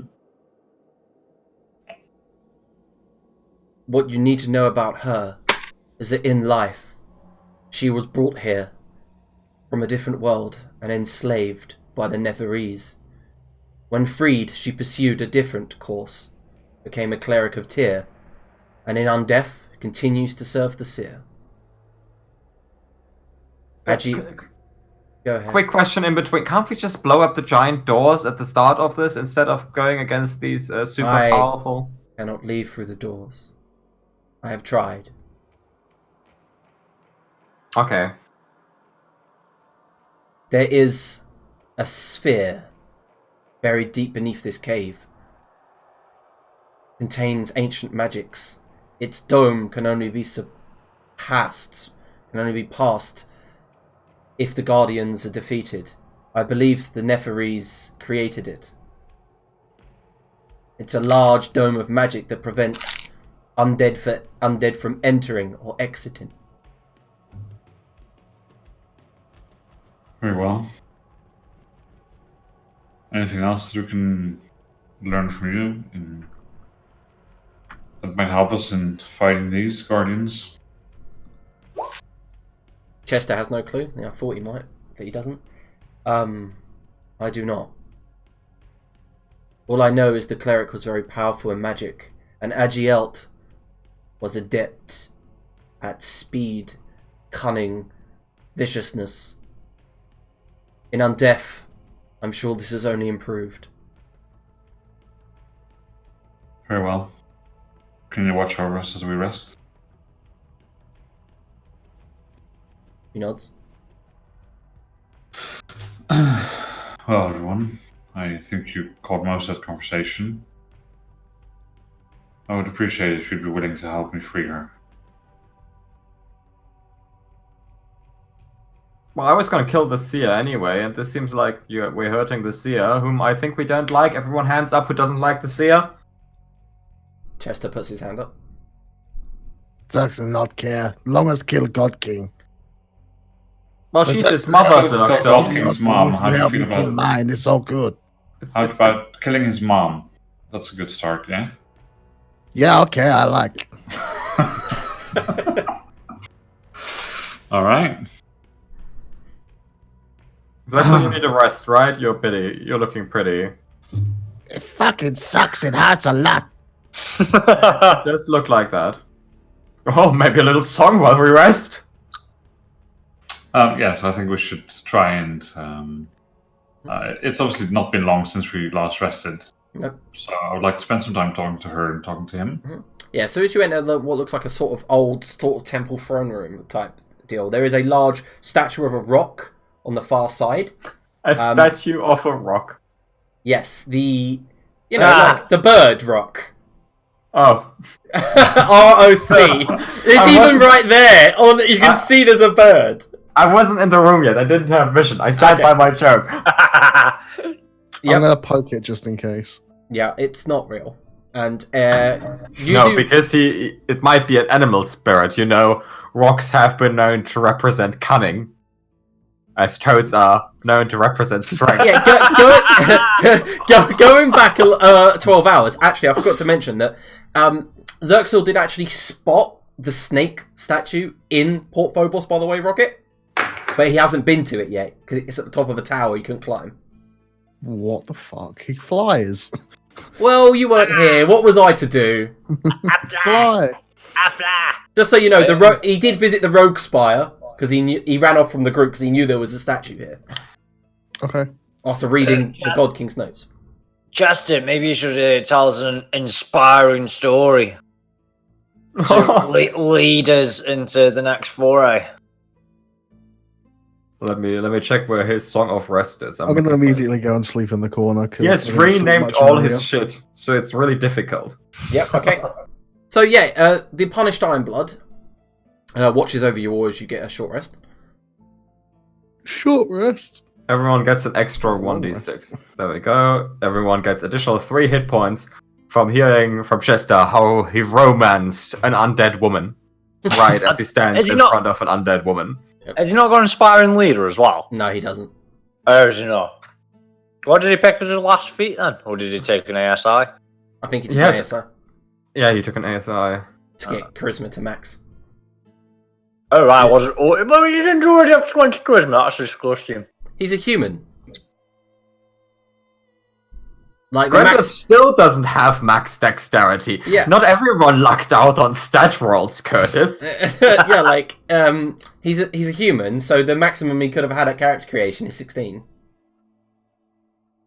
Oh, I'm at max. Good.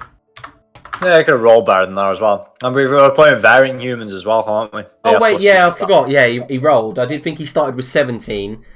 To be fair, but he started at 17, took the actor feat, and then +2. Yeah, and then +2. That is exactly what he did. I've already internalized his character sheet and his various quill-studded equipment. All right. So, does anyone else want to? How long are you sleeping? How long are you resting? We're just doing a short rest. So Yeah, I'm alright, sure. Yeah. I Just think half an about hour. long enough for me to go and get another beer. Yeah, we're going to take a 5-minute break right now, actually, and we'll be right back because I am busting for Richard told me toilet. brew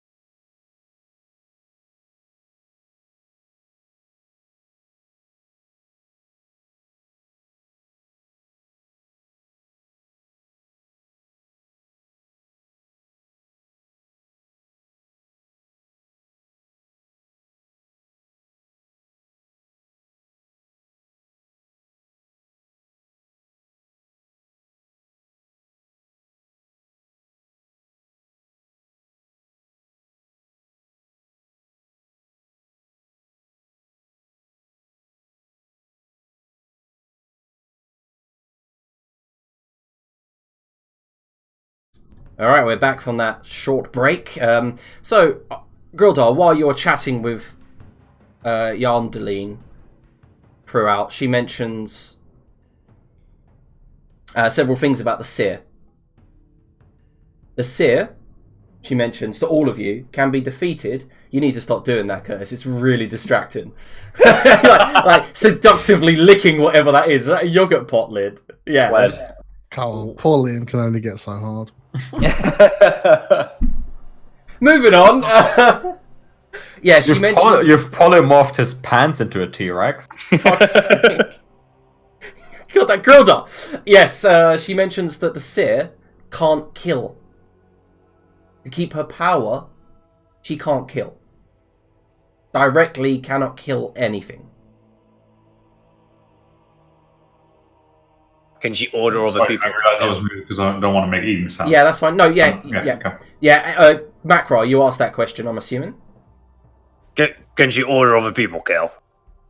Yes. That is why she gathers hirelings, underlings, apprentices to do her work for her. Any ideas why she threw us down here instead of just killing us whilst we were out then? She shrugs.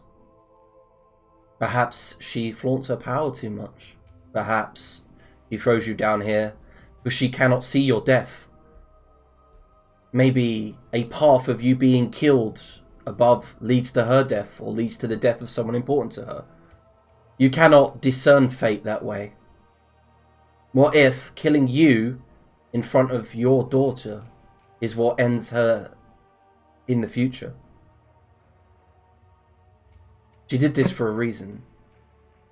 Fair enough. Good thing your daughter didn't kill me because she would have lost her powers. Yeah, is that the same for all seers? He Or shrugged. just her? Your daughter technically is not a seer yet. When she becomes a seer, will she not be allowed to kill either? She will not. The thing, Yeah, I guess she's got Fixer there to do all that for the her. thing inside all seers that makes them special is a prerequisite of people not being killed by that person. They have something, a power that resides deep inside of them that gives them their powers. I do not know what it is called, but I know it is powerful. And it was here during the primordial chaos that the Neverese farmed. Right. Those of you with Arcana can make a roll with that. You have to have proficiency though. Oh yeah, I'm asleep anyway. Yep. I don't think Chester has Arcana. Oh, he has Jack of all trades, I guess. So No, Nope. none of you are getting that role, are you? All right, so yeah, she continues to tell stories of Grildar about how the rock used to be the symbol of the Ironblood clan because they used to put howdahs on rocks and fire them into battle.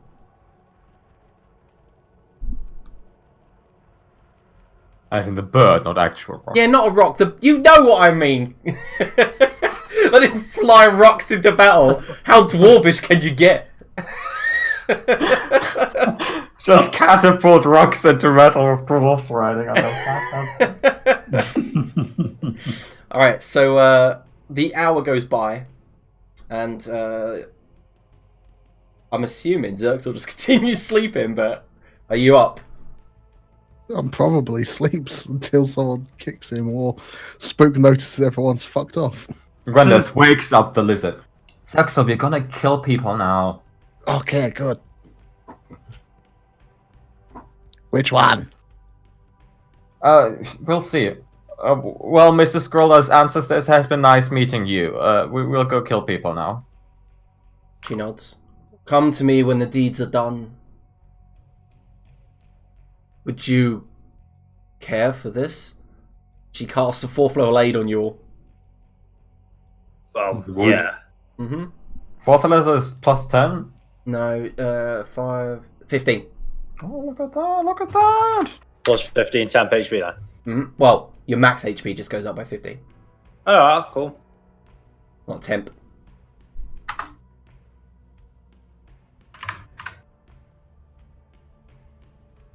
That brings Gwyneth to 107. Nice. That's still less than my max HP, little bitch. Well, I'm a fucking ranger and you're a barbarian. I think that's a minor difference there. Even with your dwarfy bullshit. My dwarfy and the tough feat. No, I didn't take the tough feat. Ah, that was my mistake. 123 I'm on. All right. Alright, so she pointed out that one is to the west and one is to the northwest. But which one first? Are we feeling lucky? Do we want to go for the scary cleric or the cutting dude? The one to Go the west west for the sounded corpse pile.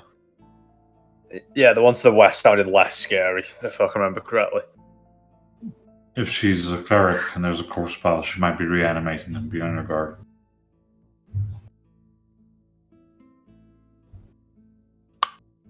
Yeah, this is the corpse way. This is where tunnel lead to. Mm-hmm.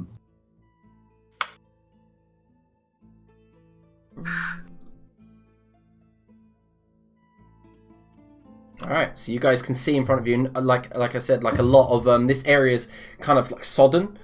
As you're walking, the mud is squishing between your feet, and you realise that you descend. Like, see on the map, the bevel's the wrong way round, but you do descend into like a flooded area. And of course, Xerxil recognises the area as the where he came up through the tunnel.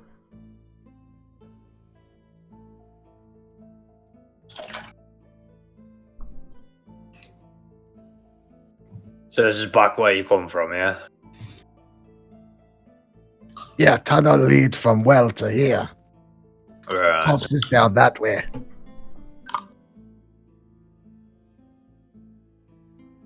Gorilla, are you leading the way, mate? Yep, will do. Okay, so what you can see from here, guys, coming into view, is a large floating statue of what looks like a golden angel. It floats maybe 2-3 foot off the ground. It's just on the edge of your vision, shedding a little bit of light, which I shall try and put in as on the character. Curtis, could you not scrape your cup so loudly, please? Yeah, like, when I was rewatching like that other episode, all you can do halfway through is just hear you eating and scraping your knife and fork against the plate. Looks my microphone's just here. It's Yeah, it's because you always got the microphone so low. But anyway, yeah, I'm assuming you guys can see the light now. Yeah. Yep. Yeah. I need it lower. It's just in front of this monitor, which is. Yeah, and this thing's shedding light out into the cavern, revealing a boulder face just to the south of it. It's all craggedly and covered in like algae. Nothing Pile about of this. bodies to his well. left. And yeah, you can now see a pile of stinking bodies. It's not as big as I've depicted here. There are only about 4 or 5 corpses piled on top of one another.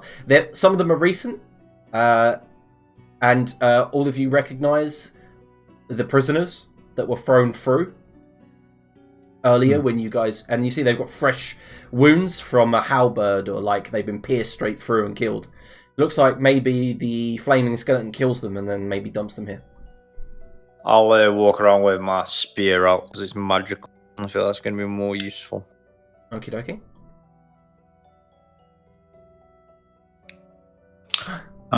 Right,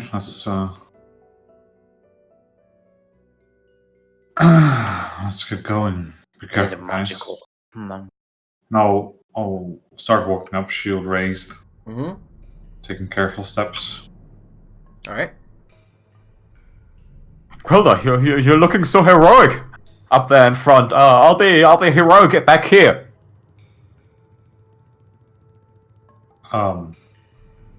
Yeah. Alright, so you begin moving forward, edging forward with your shield out. Yep. So, how are we going to fight this thing, guys?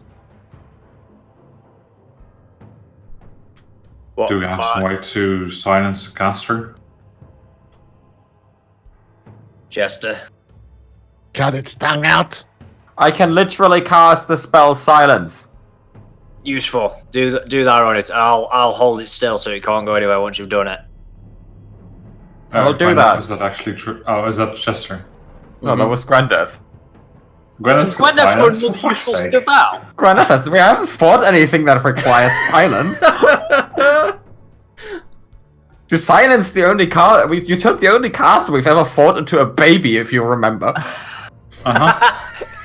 Yeah, it's been severe lack of casters we fought in this campaign. That was a fair point. Alright. Come into this cavern, revealing it, like I said, split down the middle by a boulder. You can see parts of the ancient ruin that was once beneath this cave peeking through, like a line of what looks like old cobblestones coming up at awkward angles. Okay, so just before we start doing anything, when we encounter her, Makra, you go in and you hold her in the silence, yeah? Gwendef, speaking of holding in the silence, can you just cast silence on me? No, it it's doesn't constant move. area. It is It's in an stationary. area, right? Okay, I'll hold her in the area then. Yeah. Yeah, that's your main objective. I will stay out because I can cast my spells if I'm in there. Chester, you pin the tail on the cleric, Aha, yes, of course. and then we do what we do, yeah? Sound good? We do what we do. This is the first time I think we've ever had a battle tactic ever. You know Xerxel's going to ruin it the moment the battle starts, right? So turn her into a baby. Yeah, like, it's the way it goes. There's a good drowning pool back here. Well, if she's undead, I'm not sure she needs to breathe. We also can't just Does it? She's a baby. No, I don't think that's how that works. I don't know how that works. How does that work, Xerxel? Don't know. Maybe if they're dead and they get younger, maybe they're not dead.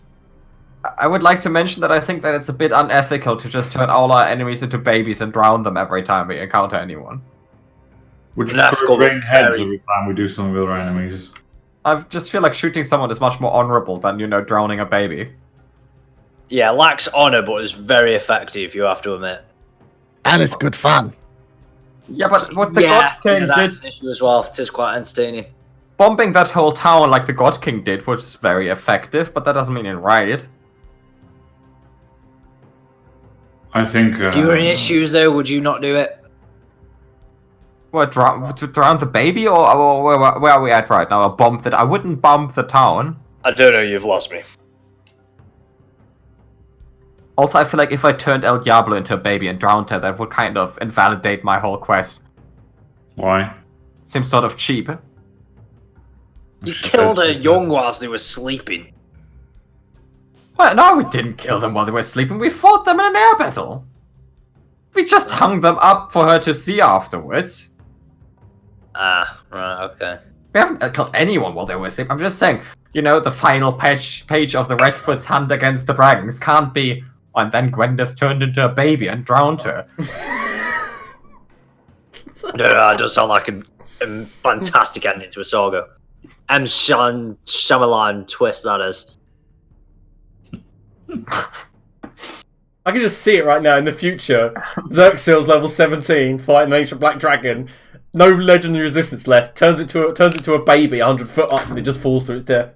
Something like that. Yeah, turns all of its resistance down, makes it so it's like DC 35 to pass or something. No, if it falls to its death, it would turn back into the Black Dragon. It only works with the drowning because it doesn't drop to 0. Yeah, but you can imagine Correct. it taking falling damage though as a dragon.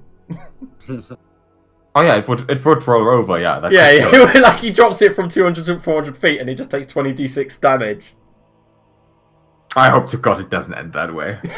Just I'll have much more interesting spells by the time we're level 7. yes. It'll drop to There'll 1 be hit point many, and he'll many punch it. And baby drowning. Yep. Can't believe this is a thing in this goddamn campaign. So what are you guys doing? Well, exactly that. We're going to see if if the statue has anything to do with the cleric. So You let me know before you go. yeah, but don't fire all the spells at once. Let's confirm it to her first before we waste everything. Okay. Makra, can you go in there and just grab this thing Uh-huh. and perhaps put like your hand over its mouth just in case? You're heading towards this like floating golden statue. Yeah. Okay. Right, can you stop there? Oh, no, right there. Can you roll initiative? But first, can you make a dex save as the Guardian of Faith smashes your face in? Surprise Pikachu face.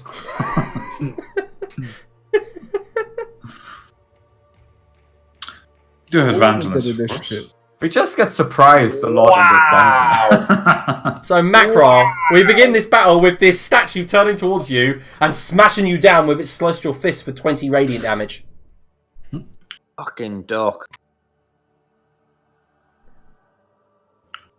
Alright, and at that moment, you notice the corpse piles begin to shift and move.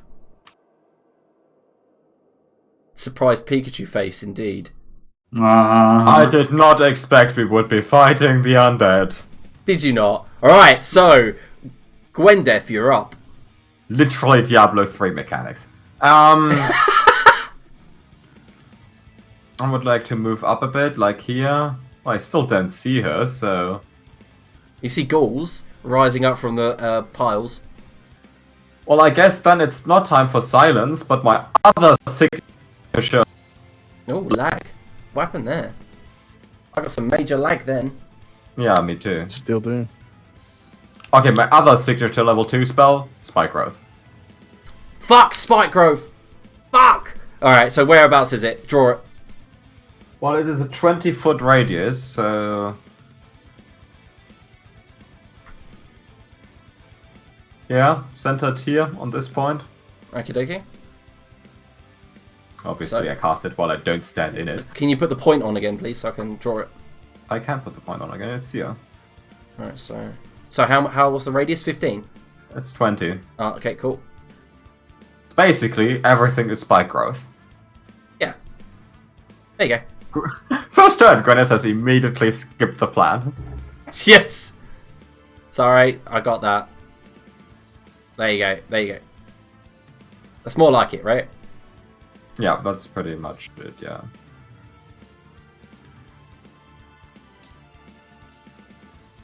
Cool. Anything else?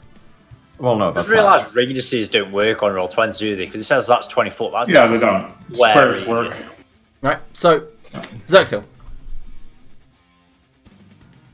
Spook will move over here Mm-hmm. and deliver a greater invisibility to Magra.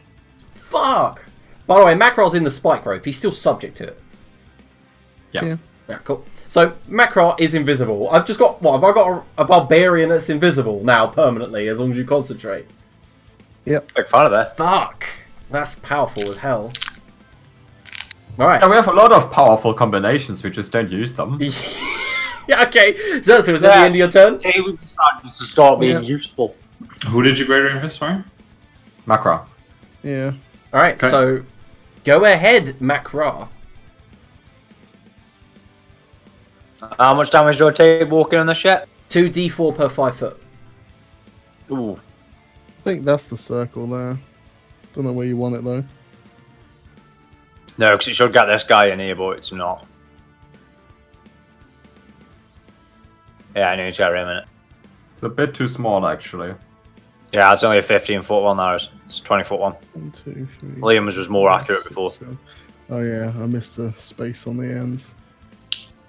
Let's go again. The rest of the session is just going to be everyone trying to do a 20-foot circle. Yeah, this is roll 20 for you. I'll just hold my action to stab something with a magical spear as soon as it comes in range. Alright, cool. I'll rage first as well. Alright, so you're going to grow large. Uh-huh. Alright, let me try and make your token bigger. Alright, cool. Chester. I'll grow it into that space, actually. That I think that's just 15 foot again. Yeah, you fuck that up. You did No. another 15 foot one. No, because it's a center point. Count from there.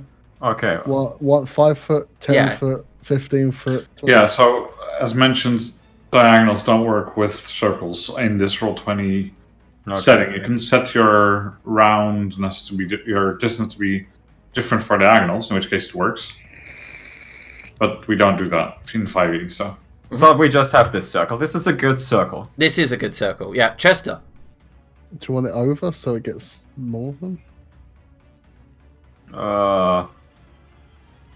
Chester pins the tail on the door. It's a 20-foot cube. Oh, that's not very useful, is it? Oh no, 20-foot cube is actually very useful. Chester pins the tail on the donkey on like these dudes here. Which dudes? Those two in front of Macra. It's a 20-foot thing, isn't it? Mm-hmm. So all of them, it's a cube. The 3. Yes. I'm down here. I'm down here. I'm Yep. not up there. Yep, okay. got it. Where is it? Pin the tail on the donkey. Okay, so two of them are glowing a bright pink. In fact, the circle has moved. Well, I didn't know where you wanted it exactly, because... Right Well, here. obviously, so that it hits this wall, so they can't just walk around the circle. I thought you'd want to get more of the others. I don't want them inside. I want them to not be able to get to us. Okay, there you go. Yeah, that's perfect. Mm-hmm. And that is Chester's turn. Alright. Right, so these ghouls all move to the edge of the spike growth as if they're intelligent and then wait. And you see they go down on their hind legs with their claws in the ground ready to pounce, but waiting. Grilda? They're all lined up for you, Curtis. Congratulations. You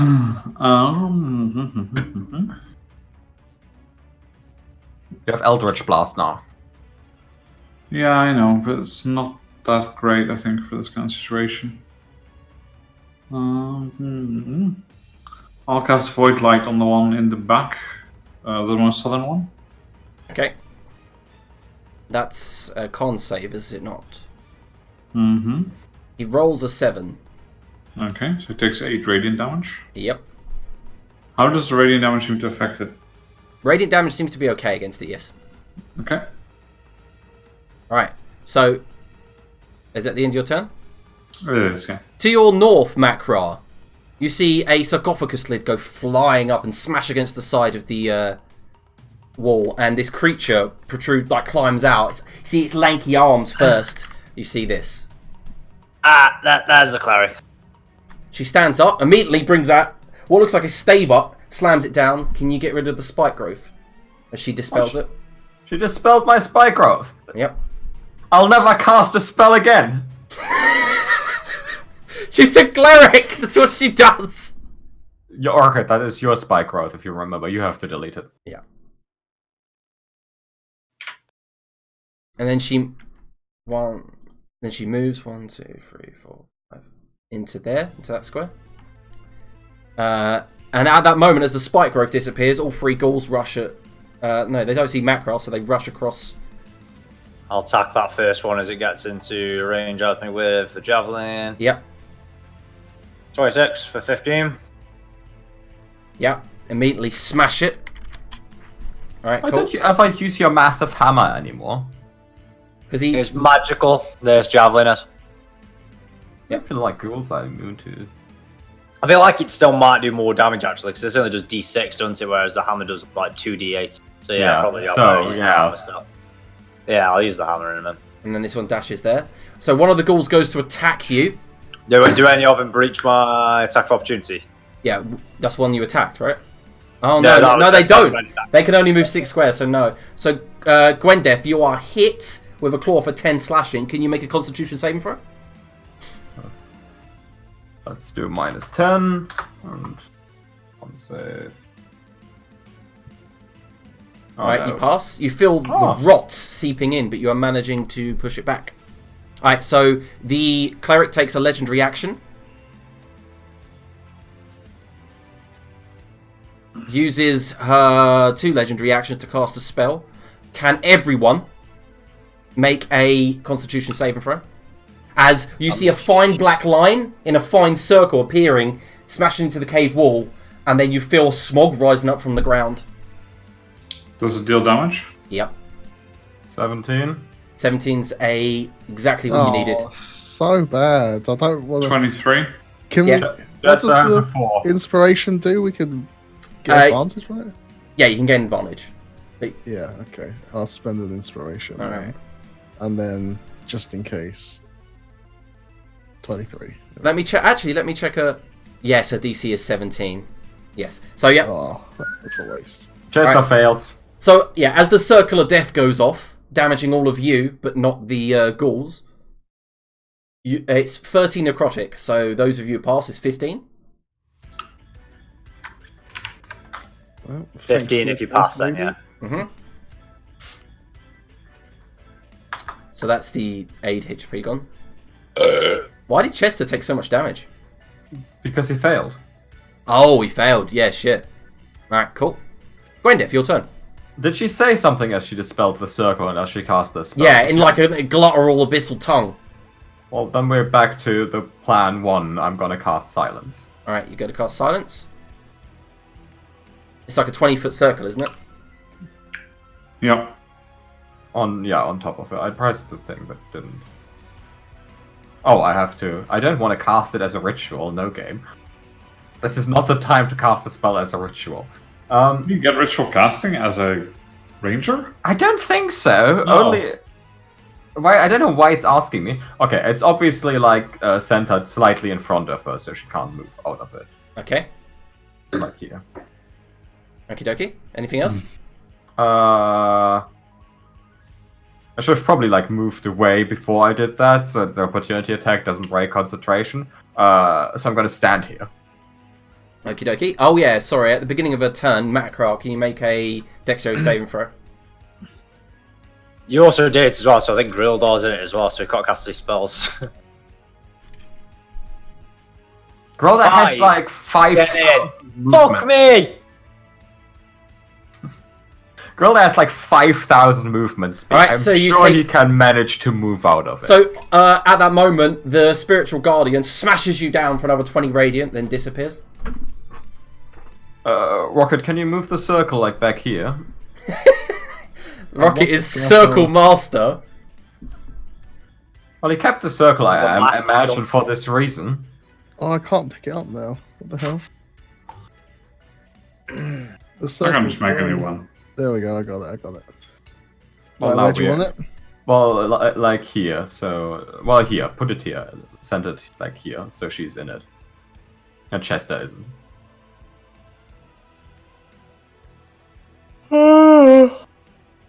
Nice.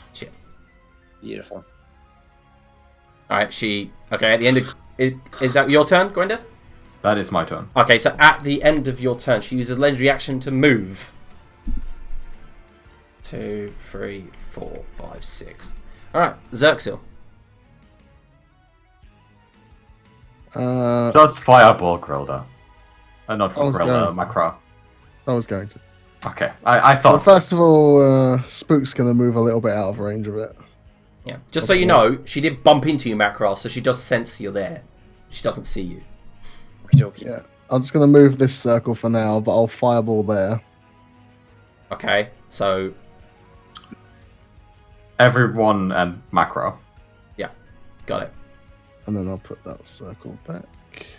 Look at how useful this is. Hey, 19! I feel like none of Rocket's characters had ever had a problem fireballing So I allies. got 11. Oh, they definitely have. How much Lunatics damage was the wouldn't have fireball? Yeah, problems as in 22. not having the range to do it. So 1, 2, 3, 4... Yeah, once they were on a boat. So you killed 3. And Spook's going to come back in and attack the mummy. Who's the biggest spook here? It's still Spook. Yep. So Spook manages to hit the mummy for 16 necrotic. The necrotic seems to do no damage. That's a shame. Time to find a new familiar. Spook has been... He's been doing Spook's the work! He really does normally do all the work. He's just proper smashing them up. Alright, It's alright. so Macro. I imagine my Dragonkin Javelin isn't going to work in here if I try and magic it. Nope. Yeah. Grapple her! That was the entire plan! No, wait. Yeah. No, your magic works. You don't have to say a word to activate the magic item. Silence just silences the area. I thought I had to shout the word of the name. Like, Oh, you do? magic Yeah, you are word. correct. Yeah, sorry. Yeah. So yeah, that's not gonna work. But again, you don't need Wait, myself. Javelin to grapple anything.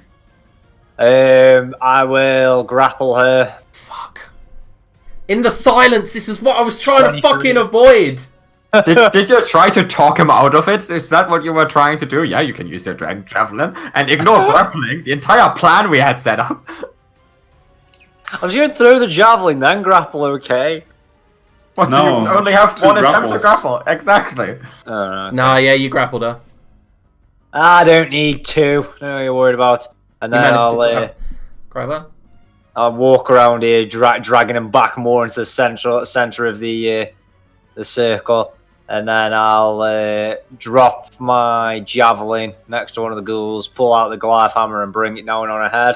All right. With one hand? 26. With Hey, one hand? It's two-handed, isn't it? Oh yeah, oh yeah, that's why I've scratched that. I use my bastard sword instead, because that's what I always said. 18. Why am I not doing this recklessly? Fuck's sake. So 18. That's a miss. Bastard. Why aren't you doing this recklessly, Curtis? Please elaborate. Please explain to us your genius strategy. Half bottle of red wine down, that's the only excuse I've All right. got. Anything else? That's it, I guess. Nah, that's been done. All right. Chester's up. What the fuck is this? That's the new familiar. Okay. I was like, Zerxil summoned. It's treason then. Yeah, he's not summoned. It's just there for Yeah. when it's ready. Chester is like, silence, ghouls. Looks like this is a thriller night. And he casts Oh. Happy Hour. Oh, no. And gives himself +6. All right. Cool. And he skedaddles. All right. This ghoul, will attempt to hack at Macra with disadvantage. I will reduce my AC by 4, so it only stays at 13. It misses. Misses a 13? Just disadvantage. Remember, you're invisible. Oh shit, yeah. Can I still hit it even if it misses? Nope.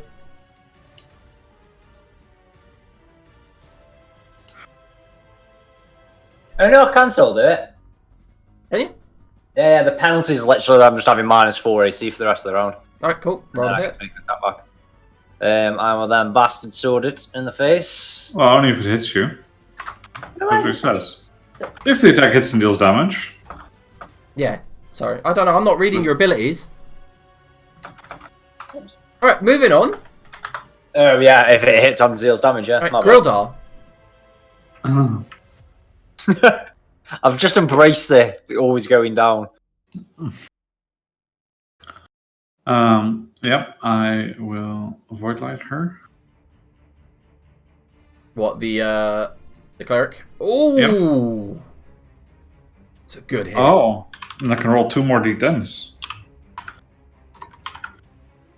Yeah, fuck, you got lucky. She didn't pass the con save. Oh, that's a bit of a... Oh my Okay, god. so 30 damage. Yep, that's a good hit. She hisses, but you can't hear it through the silence, but you can see her teeth is bared at you. Mm-hmm. Good. That's my Alright. turn. She will... Oh, fuck. She's going to strike... Fuck. She has a non-spell monster ability that she's going to fling towards Gwendeth. She brings her hands out and you see darkness gathering it and she just hurls it at you like an aimed... it's like a ball of darkness, and as it strikes you... It's Shadow Ball, okay. Yeah, Shadow Ball. Can you make a Constitution save and throw?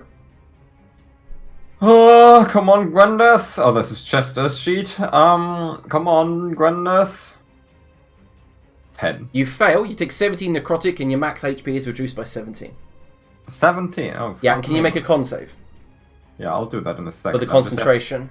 I just have to reduce my max HP. Poor Gwendeth. Let's hope this isn't permanent. Don't fail, don't fail, don't fail, don't fail. Well, my turn is coming up pretty soon, so I'll just cast it again. Still don't fail. Yeah, I won't fail. Yeah, you She pass. fails. No, she doesn't. 13 is a pass. Yep. And I guess she didn't take much damage, did you? then you are slashed for 9 damage. Can you make 1 con save for the paralyzation and next for the concentration? Okay, well, let's do the paralyzation first. Wouldn't paralyzation also drop concentration? Yeah, can you maintain concentration while it's paralyzed? No. I would like to use my That's a inspiration. bit- Oh! Okay, yep, cool. So that's the paralyzation. Now, next for the concentration. Concentration down to 0. What a shame. So you take 9 slashing damage from it as well. Nope. I keep the silence up. Yep. Yes, you do.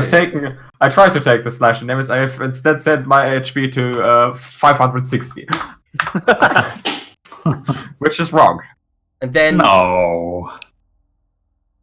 Right, so then she takes a legendary action, throws another shadow ball towards Gwendeth, but it misses. Grandis hazard pay has to go up Right. a lot, I feel. Gwendeth, your turn. Is it going to hit an opportunity attack? No, right? Right, is this one of the ones Chester got with his thing? The one with the love heart is. Oh, that's shit. Okay. I am going to move away. Mm-hmm. Can you make a Can you make 2 concentration checks? That's Liam critting on a fucking opportunity attack, I feel like. You take 7 damage, but I need you to Okay. make a Constitution saving throw for the paralyzation. That's the first one, 13. So you pass, and then concentration. Come on! No! No! Concentration is down. Yeah. Fuck. I How thought much you damage? already got paralyzed. How much damage do I take? He used his inspiration to pass it. How much damage do I take? 7. Okay. And then you stay right there because you are paralyzed. No, I didn't fail the save. No, on no, power. yeah, good point. Sorry. Screw you. Can someone delete the silence bubble? Or he's No, going to immediately put recast. it back, Rocket. I cast it again. Fuck! Fuck! I hate you. Oh no, the players use tactics. It's really Yeah, I know. It's actually very, very good. Yeah. You just didn't expect Gwendeth to do it. I did not expect you to have silence. No, I actually have very useful spells. I just don't use them. Yeah. Okay. Is that the end of your turn? That is the end of my turn. Right. She uses another legendary action to try to attack you. This time hits for 18 necrotic. Can you make a Constitution save throw? Oh fuck me. Gwendeth, Question lots of con saves going on Yeah, here. I need 2. So you pass. You fail the necrotic damage. So you take 18 necrotic damage, and your my HP is down reduced by 18. Oh fuck, what's 17 plus 18? 20, 35.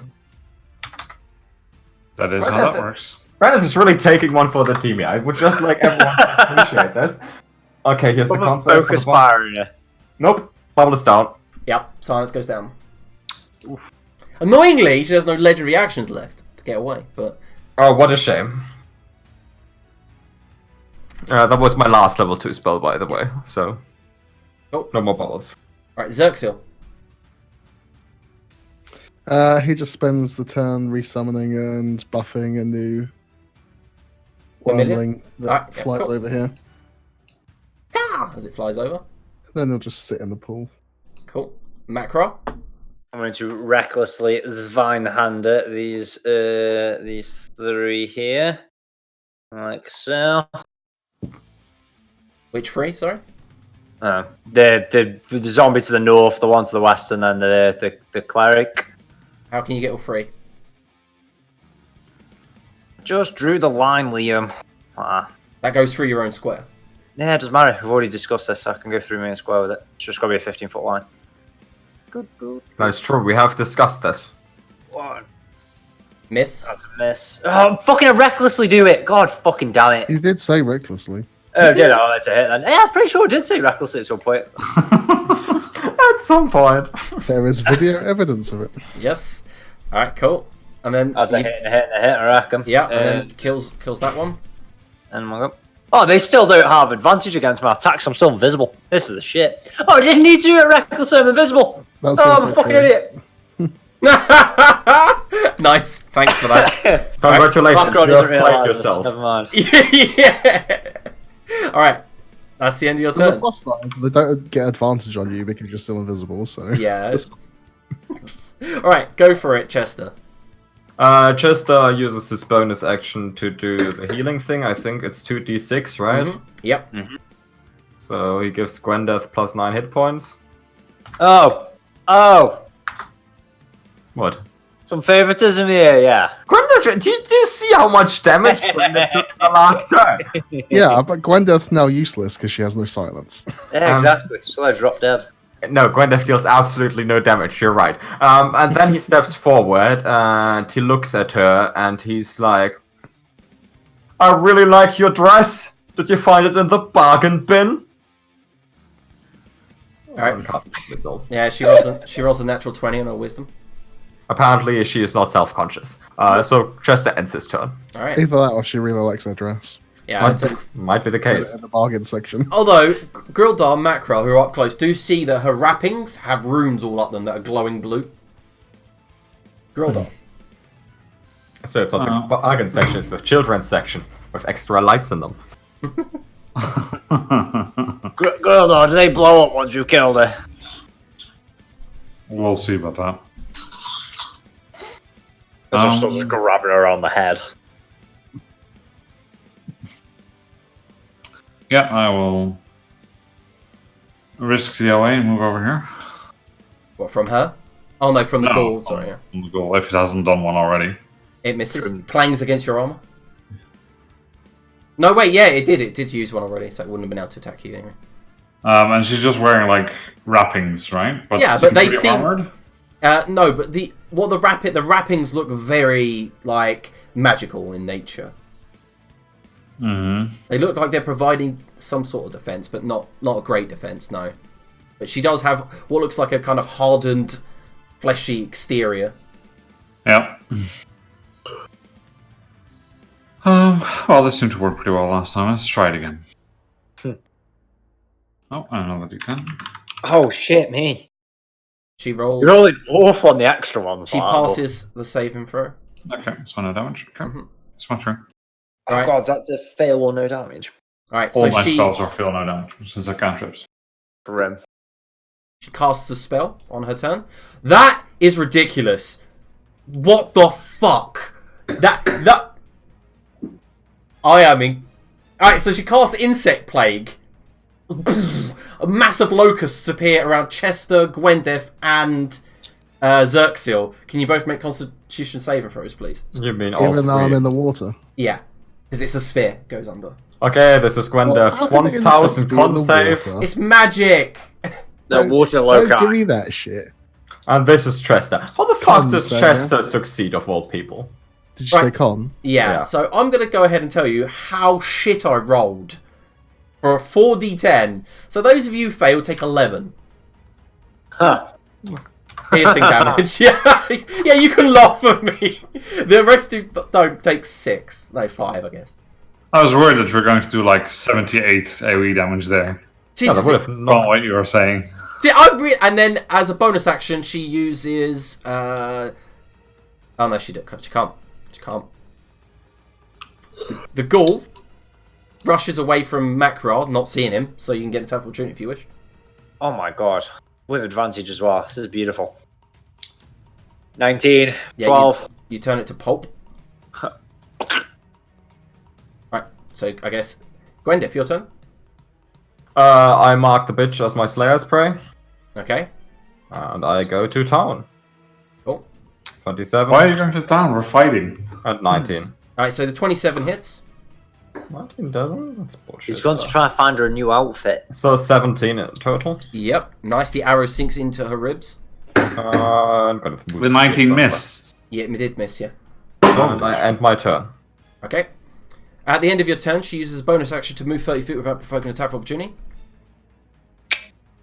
Why did you not do that ages ago? Because you grappled her! Silence. And it's a spell! Isn't she still grappled? Yeah, but you can misty step out. Yeah, that's basically what she did. Oh, okay. So, Xerxil. The wormling will go after her. I'll get out of the water, I suppose. Bath time over. Magical dragon out of the Give her a little ruin. Wait, let me read the spell.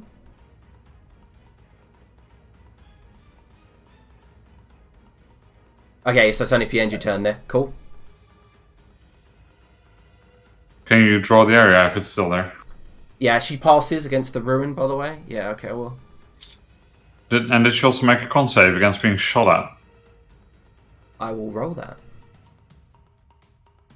She passes. Okay, just check. And another con save for the bite. Okay. Assuming 23 hits. 23 does hit. However, it doesn't seem to do much damage. It still requires a con save. What does it do? Damage. She gets a 14? Oh, no, this is for her. Oh, concentration. yeah, so she passes that. Alright, at the end of that round, she uses legendary action. Cast a spell. Using 2 legendary actions, cast a spell, cast Spirit Guardians. But weirdly enough, Grildo, you notice something. As she casts it, she brings the scepter up on her left. And you see it's got a pearl embedded in like a basket of gold. And the pearl begins to glow as she casts the spell on the scepter. And the Spirit Guardian seems to emanate from the scepter as she holds it up. Mokhul, get in there and take the scepter. Okay. And you see what looks like a ton of hound, like Anubis-looking hounds running around her inside the Spiritual Guardians. Right. Makra? So with the bastard sword in one hand, I'll just keep it in one hand. I'll pull my javelin out with the other. I'll throw it at it and go, lightning! No, grab. Oh. I'll do that next round. Macro's memory is outstanding. 13's not going to hit, is it? 13 is not going to hit, I'm afraid. That's a no nuisance, so Yeah, it just so turns into lightning streaks past it. That's Indeed. not very good if you don't hit, really, is it? Because you only get to do it once a day. Yep. That's why it was a minor magical item that you got a level 3. That you've been clinging to and repeatedly Right, using. can you ever do me a since. favour and make a wisdom saving throw as you approach them? Uh-huh. Immediately you get half speed. You take 9 necrotic damage from her Spirit Guardians.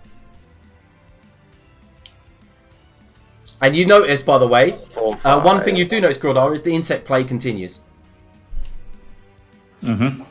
6, 7, and then I will... is it just a disarm attack? It's just normal athletics, isn't it? Try to take it off her. Could you actually get to her? Yeah. It's just used all my movement to get to her. Because it was half speed from 15 foot, so you would have Yeah, to use... so I did. Yeah, so I got to 30 foot, and then it... No, it didn't. Where was I? I was here. You were right next to Macro.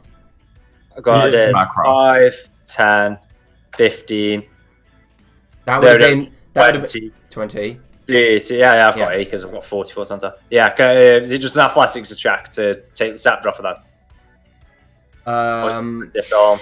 You can try. Yeah, I'll try to take it off with athletics then. Mhm. 31. The scepter is now mine. No. What do you mean, no? I rolled a 20, but you still won. Right, so you grab the scepter, and you notice the Spirit Guardians goes with him. Is the spirit guardian now mine? Nope. No. It's continuing Yeah, to batter you as you hold it aloft.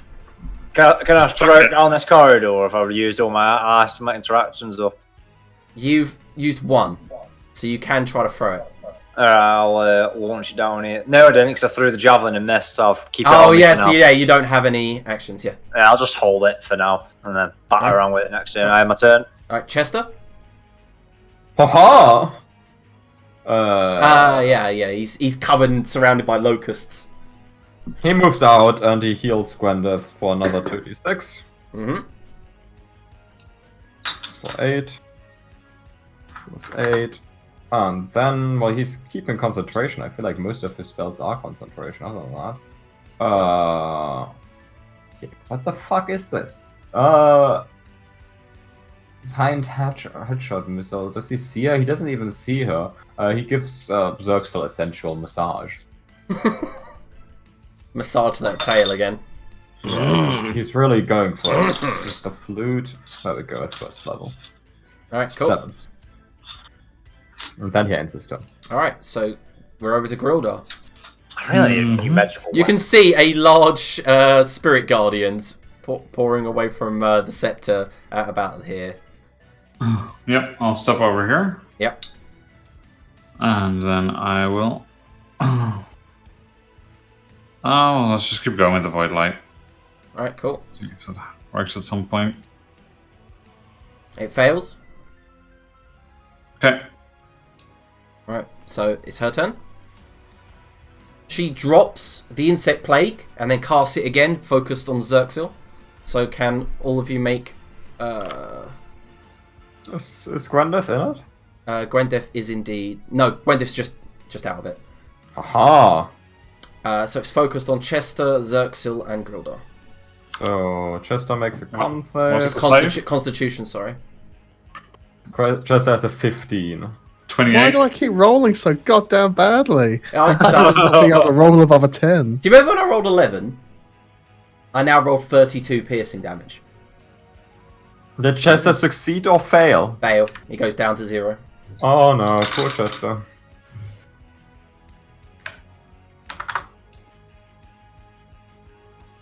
Oh, your invisibility is gone. Cool.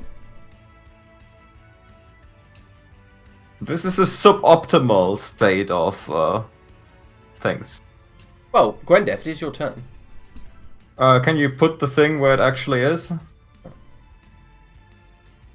Do I take damage when I enter or end my turn on it? End your turn. Okay, where does it end? Okay, I would like Did we to... take damage when you summon it then? Yeah, you take damage when you summon it, and then at the end of your turn. Ah, okay. I would like to drag Chester here. Yeah, when the area appears. Alright, you take... So what do you drag Chester away, yeah? I drag Chester out of the area. You know you've got Cure Wounds, you know that, right? I don't have cure wounds. Oh, I thought you were No, going to. that's what a useful ranger would have. It would heal 1d8 -1. It still gets people up. And then Gwendeth casts protection from evil and good on herself. Oh, nice. And then ends her turn. Alright, so the Archdeacon attacks Grildar with... Ooh. I'm going to go with just a Dark Bolt. You make a Constitution saving throw, sir. Is it a spell? It isn't. No, it's just a natural ability she can do. Oh no, it's not going for Grildar. Sorry, I meant Macra. Did I say Grildar? Yeah. Oh, sorry, I meant Macra. Alright, so you pass, but you take 15 necrotic. And then it is Xerxel's go. Alright, I guess I better move then. I'll move out of that. Mm-hmm. I won't ruin her this time. I will try to imperil her. Is that to remove her resistances? Yeah. Oh. What's macro using at the moment? Bludgeoning? Or is it... Yeah, slashing is my bastard sword. Alright, we'll go with slashing then. I just noticed protection against evil and good doesn't do anything against insect plague. She passes? No, not passes, sorry, she fails. So yeah, she's imperiled. Cool. I'll get the wee dragon to give it a bit of that. Ooh! She's not... Oh crap, she's shit against Dex. So DC 12. She literally failed. Really? She failed that? She failed by 1! Yeah. Oh, con save for insect plague? It's like the little dragon from... Not just a con save for this base, con save for both. The Spirit Guardians is first. Alright, so they both pass, but... Oh shit, I forgot my plan entirely. God damn it. Takes 4 damage. Can I change my tactic? Oh, okay, I'll let you. I don't want a lightning breath. I'm going to get what's his face to touch the staff and cast a spell magic on it. Okay, that works. The Spirit Guardian stops. Couldn't you have dispelled the insect plague? It's 5th, isn't So it? like It doesn't work. Spirit Guardians is more of an issue. Alright, yes, the Spirit Guardians I'm fails. throw it to Grildar in a minute. I can't see her. She can keep recasting the insect plague That's fine. potentially, but if we nullify the magic on the staff, allowing her 2 concentration checks, then probably better. Alright. That's a good idea. Anything else? No, that's it now. Alright, Macro, it's your turn. What are you going to make me use to toss the staff towards Grildar?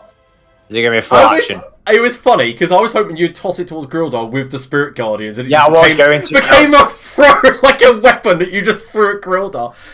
Grildar, did you end your turn in this? You didn't end your turn in the insect plague. No, I haven't had a turn since. Yeah. Okay. No. Yeah. So it would just be a ranged attack roll. Oh, so I'm still going to have to use one of my attacks then, yeah. Yeah. Oh, I see. I'll just toss it that general direction. I don't really care if it gets close to him or Alright, anything. so it lands around about here. I set her as my Slayer Spray. Would have had 1d6 extra against all saves against her shit this whole time. Well, let's just use one of my attacks up. So then, I'm not grappling anymore. Do I want to grapple? No, I won't grapple it. I'll just recklessly bastard sword her. Alright, go ahead. Oh, with 2 hands actually. Versatile, that bitch. 27 That's a hit. for 19. Yeah, and she's got no resistance to it now. My turn. Give me a second. Insect plague goes. It's gone? Yep. Hooray! Huzzah! Chester needs to roll death save. Oh no, Chester. I don't want to be the one that killed Todd's character. It would be hilarious if you come back because of the session there was So, as no, you know he's got potions and shit in his pocket.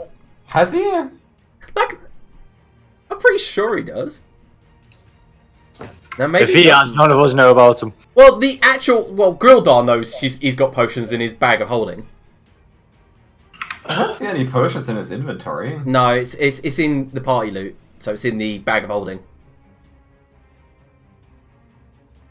Your superior healing potion. It's fine, I'll feed him a good berry. Yeah. Alright, so Grildar, your turn. The insect plague's gone, yeah? It is, yes. Sorry. Oh, that's fine. Just a friendly reminder that I threw the stuff at you the other turn. So Yeah, it's maybe you won't landed forget 10 that. feet away here. Yeah, I'll just pick up the scepter as my item interaction. Cool. I have a picture for it, but I'm not going to show it to you until after the combat, of course. Yeah, that's fine. And then I shall 4-star. Misses? I guessed. And I will move over there. Run away! I'm so sorry, Macro. So sorry. She reaches forward as her hand glows with black energy. She casts Inflict Wounds and just touches it to you. You reckless attacked, right? So she quickly strikes. And she deals, Okay. she deals a total of A lot. 62 necrotic damage. Oh, okay. Do I get my attack off on her before she drops me? No, you drop. That's annoying. This is bad for you guys. I mean, No, pretty good way. She hasn't got a staff anymore. Alright, So- end of her turn. Gwendeth. Gwenda feeds Chester Decker a single good berry. Chester's back up on 1 hit point. Well, that's a waste of my turn. Well, I Alright. guess saving Todd is worth it. Right, so Xerxes, you're up. Well, I can't heal people, so that's pretty useless. Distraction. Distraction, yeah. Fuck it, we need time. Let's just try and baby her. No! What saving throw is it? It's going to be a lot with those rolls.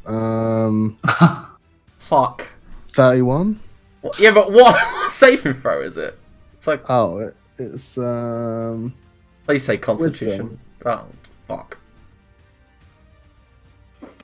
You know what?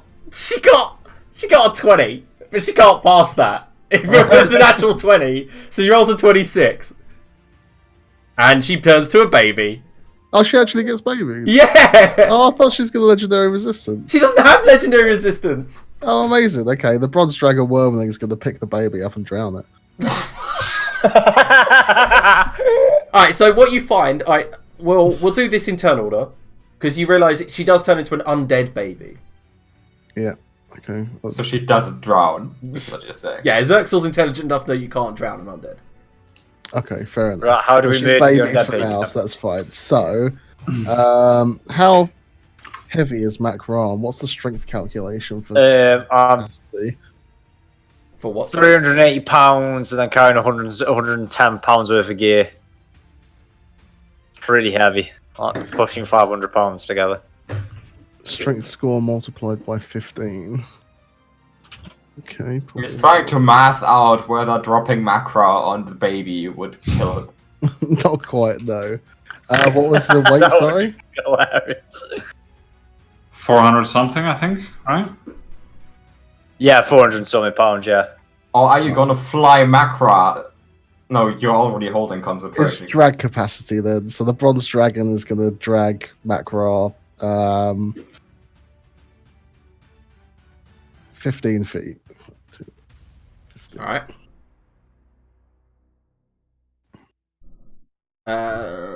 I'll just move the character. So 5, 10, 15. So- So we'll hide around the corner. She uses a legendary action to move 10 feet. Oh no, it's crawling at us. No, looks like it's crawling away. I can't move, I don't think. No, it can move 10 feet. I read the I spell. can, yeah, it can crawl. It can crawl. Right, Macro, it's your turn. Can you make a death save? Did it use an action to do that? No, use a legendary action, but... Okay, because it can't take actions. Oh, can it not? No. No, then it's back where it was.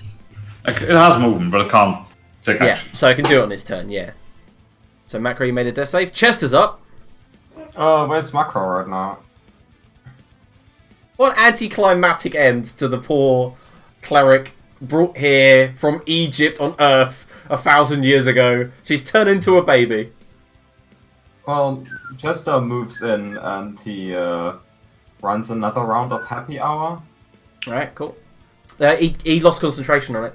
Yeah, well, that's what I'm saying. He Oh, casts another yeah, round no, of happy right, hour. And he gives macra 6 hit points. Yes. Beautiful. And then I'm back, baby. he quickly moves away a bit. Is it dead? Why is it a baby? Oh, fuck's sake. Grildar, it's your turn. Right. Give me a moment.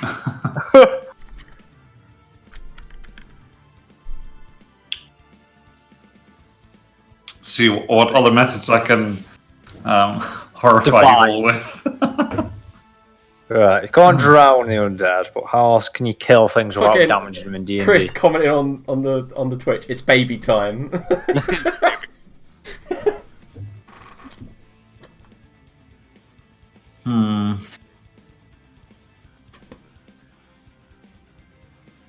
Well, I don't really know. I think the best thing to do is we just tie her up as a baby. Mhm. Put rope around Do you and need to tie a baby up? Just put your foot on it. no. When she morphs back, because I don't think we can drown her since she's undead. Can't suffocate her since she's undead. So we want to tie her up as best we can. Okay. Gag her so she can't cast spells. Yeah.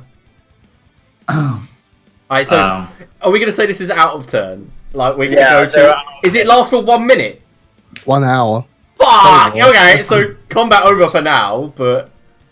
Okay, in that case, Chester has concentration on Happy hour. Yeah, so you can Happy do 9 more rounds of d6s. Okay. 18d6 then. Right, Yep. I'm just going to end the combat. Yeah, for now, yeah. Cool. Okay, Chester has 64. So he's gonna start by giving himself 8, 7, 15, 21, 26. Right, so I'm Because- assuming she's up here, you guys are holding her. And then Macra gets the rest. So Chester gets 26, Macra gets the rest. Let me do math, man. Okay, so here's the plan. It's going to be a little bit gruesome. I do apologize for any sensitive viewers. We are about to fuck up another baby. No, it's like, let's be honest. It's a boss that's transformed into a baby version of itself, so it's still a Yes. mummy. So the first thing we do is we gag it. Baby mummy. The next thing we do is tie a rope around it so that the gag can't get out. Then we use chain to tie her up properly. Yeah. Then we douse her in 4 flasks of oil. Holy shit. Yep. I thought quite like the idea of just wrapping it that tight. I want to point out, we Grilda does this. G-strings. I just Gwendolyn- love the ingenuity of baby killing in this Gwendolyn group. is going Can you stop nowhere saying that? Can we name it something else? Gwendeth is going nowhere near the undead baby, and she is visibly uncomfortable using this again. Infant slaughter? Yes. Inside. And I'll put some iron spikes and stuff to put the chain in the ground so she can't move from where she is on both sides. So she's like tied down. I don't know how to call it, like the when they tie down like the big giants on the beach. Yep. That's the idea basically. And then once we do that, we set her on fire, and then Yeah, alright. What if she does the thing where she just goes poof? that's why she can't speak. That's why she's gagged. Okay. Also, We've got a new team name, guys. No. We are not the baby killer. No, can No, you just that's- stop saying this shit? That's it. We are the II. This spell is so fucked up, honestly. Alright, so you pinned her down and you douse her in oil, and Yep. the thing is making a wail as yeah, you pin it then. down with chain so it doesn't burn. Alright, so four costs of oil. Yep, Can you roll 8d6? yep. And then of course after that we'll get ready to mess her up as well. If she Yep. gets out. Was there any more healing going around, by the way? Did I Yeah, miss but anything? Chester Yeah, split it up between himself and Macra. Chester doesn't stand there next to her. Oh, that's just rude. But the man had 1 hit point. Macra had 6 hit points. Macron, get ready to grab her.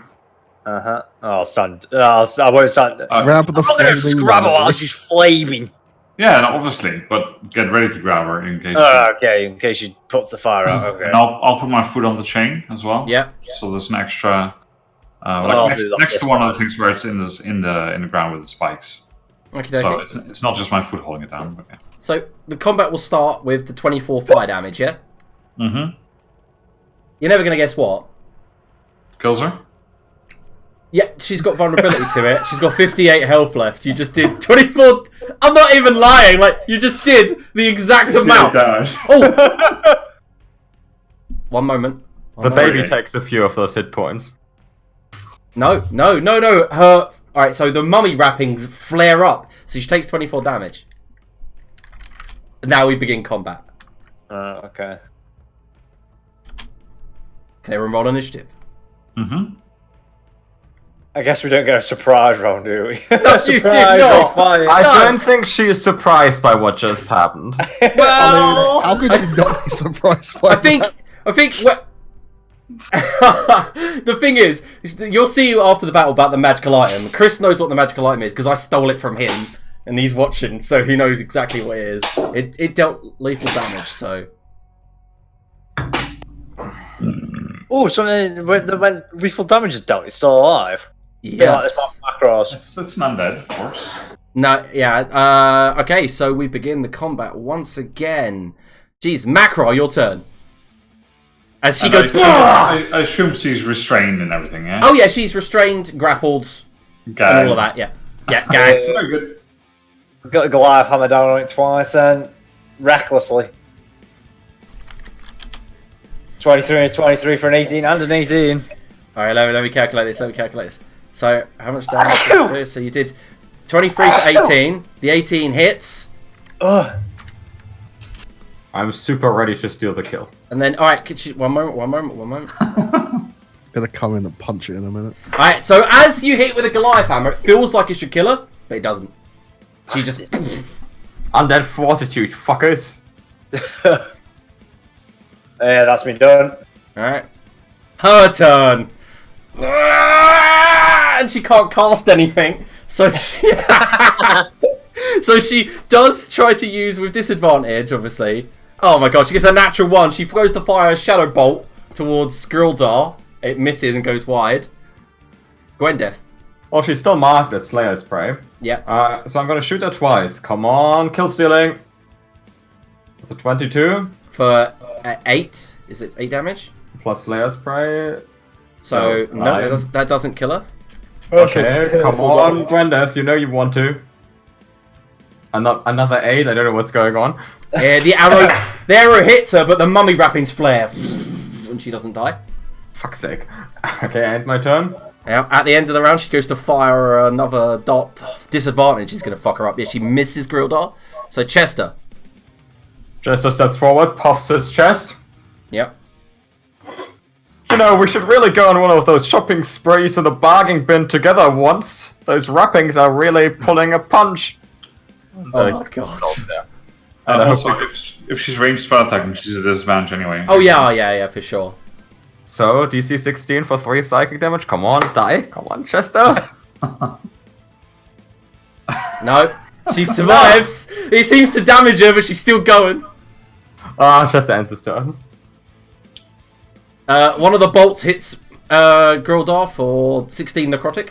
She frails and just keeps flying them everywhere. Alright, so Grildar, your Safe, turn. right? To lose max hit points. Yep. Yeah? He does need to make a con save, yes.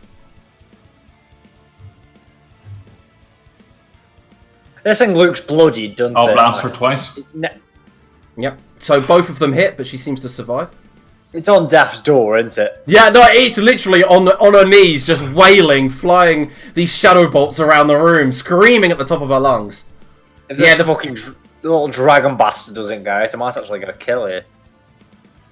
It's like Gwen. It's like fucking. Yeah, it's just Gwendeth and Zerxil stealing all the kills. Yep. One of her dart bolts goes wide, just hits the cave wall. Zerxil, your turn. You got to punch a flaming mummy, haven't you? I guess that misses. You just go crack, and then just that's it. Bits of dust come off in your hand. Of course so. That was a worthy attempt. Oh shit, the bet that's good damage. She doesn't... I mean, does she? I mean, she fails, obviously.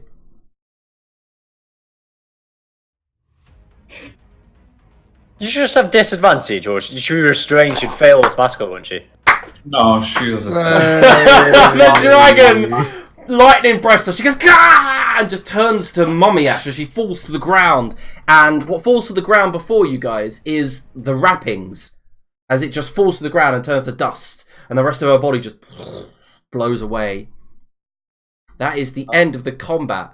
Okay, so we're going to end the session there, but I will be showing the magical items to you guys after session. You get the wrappings and the scepter, of course. And we will be back next week, same time as always.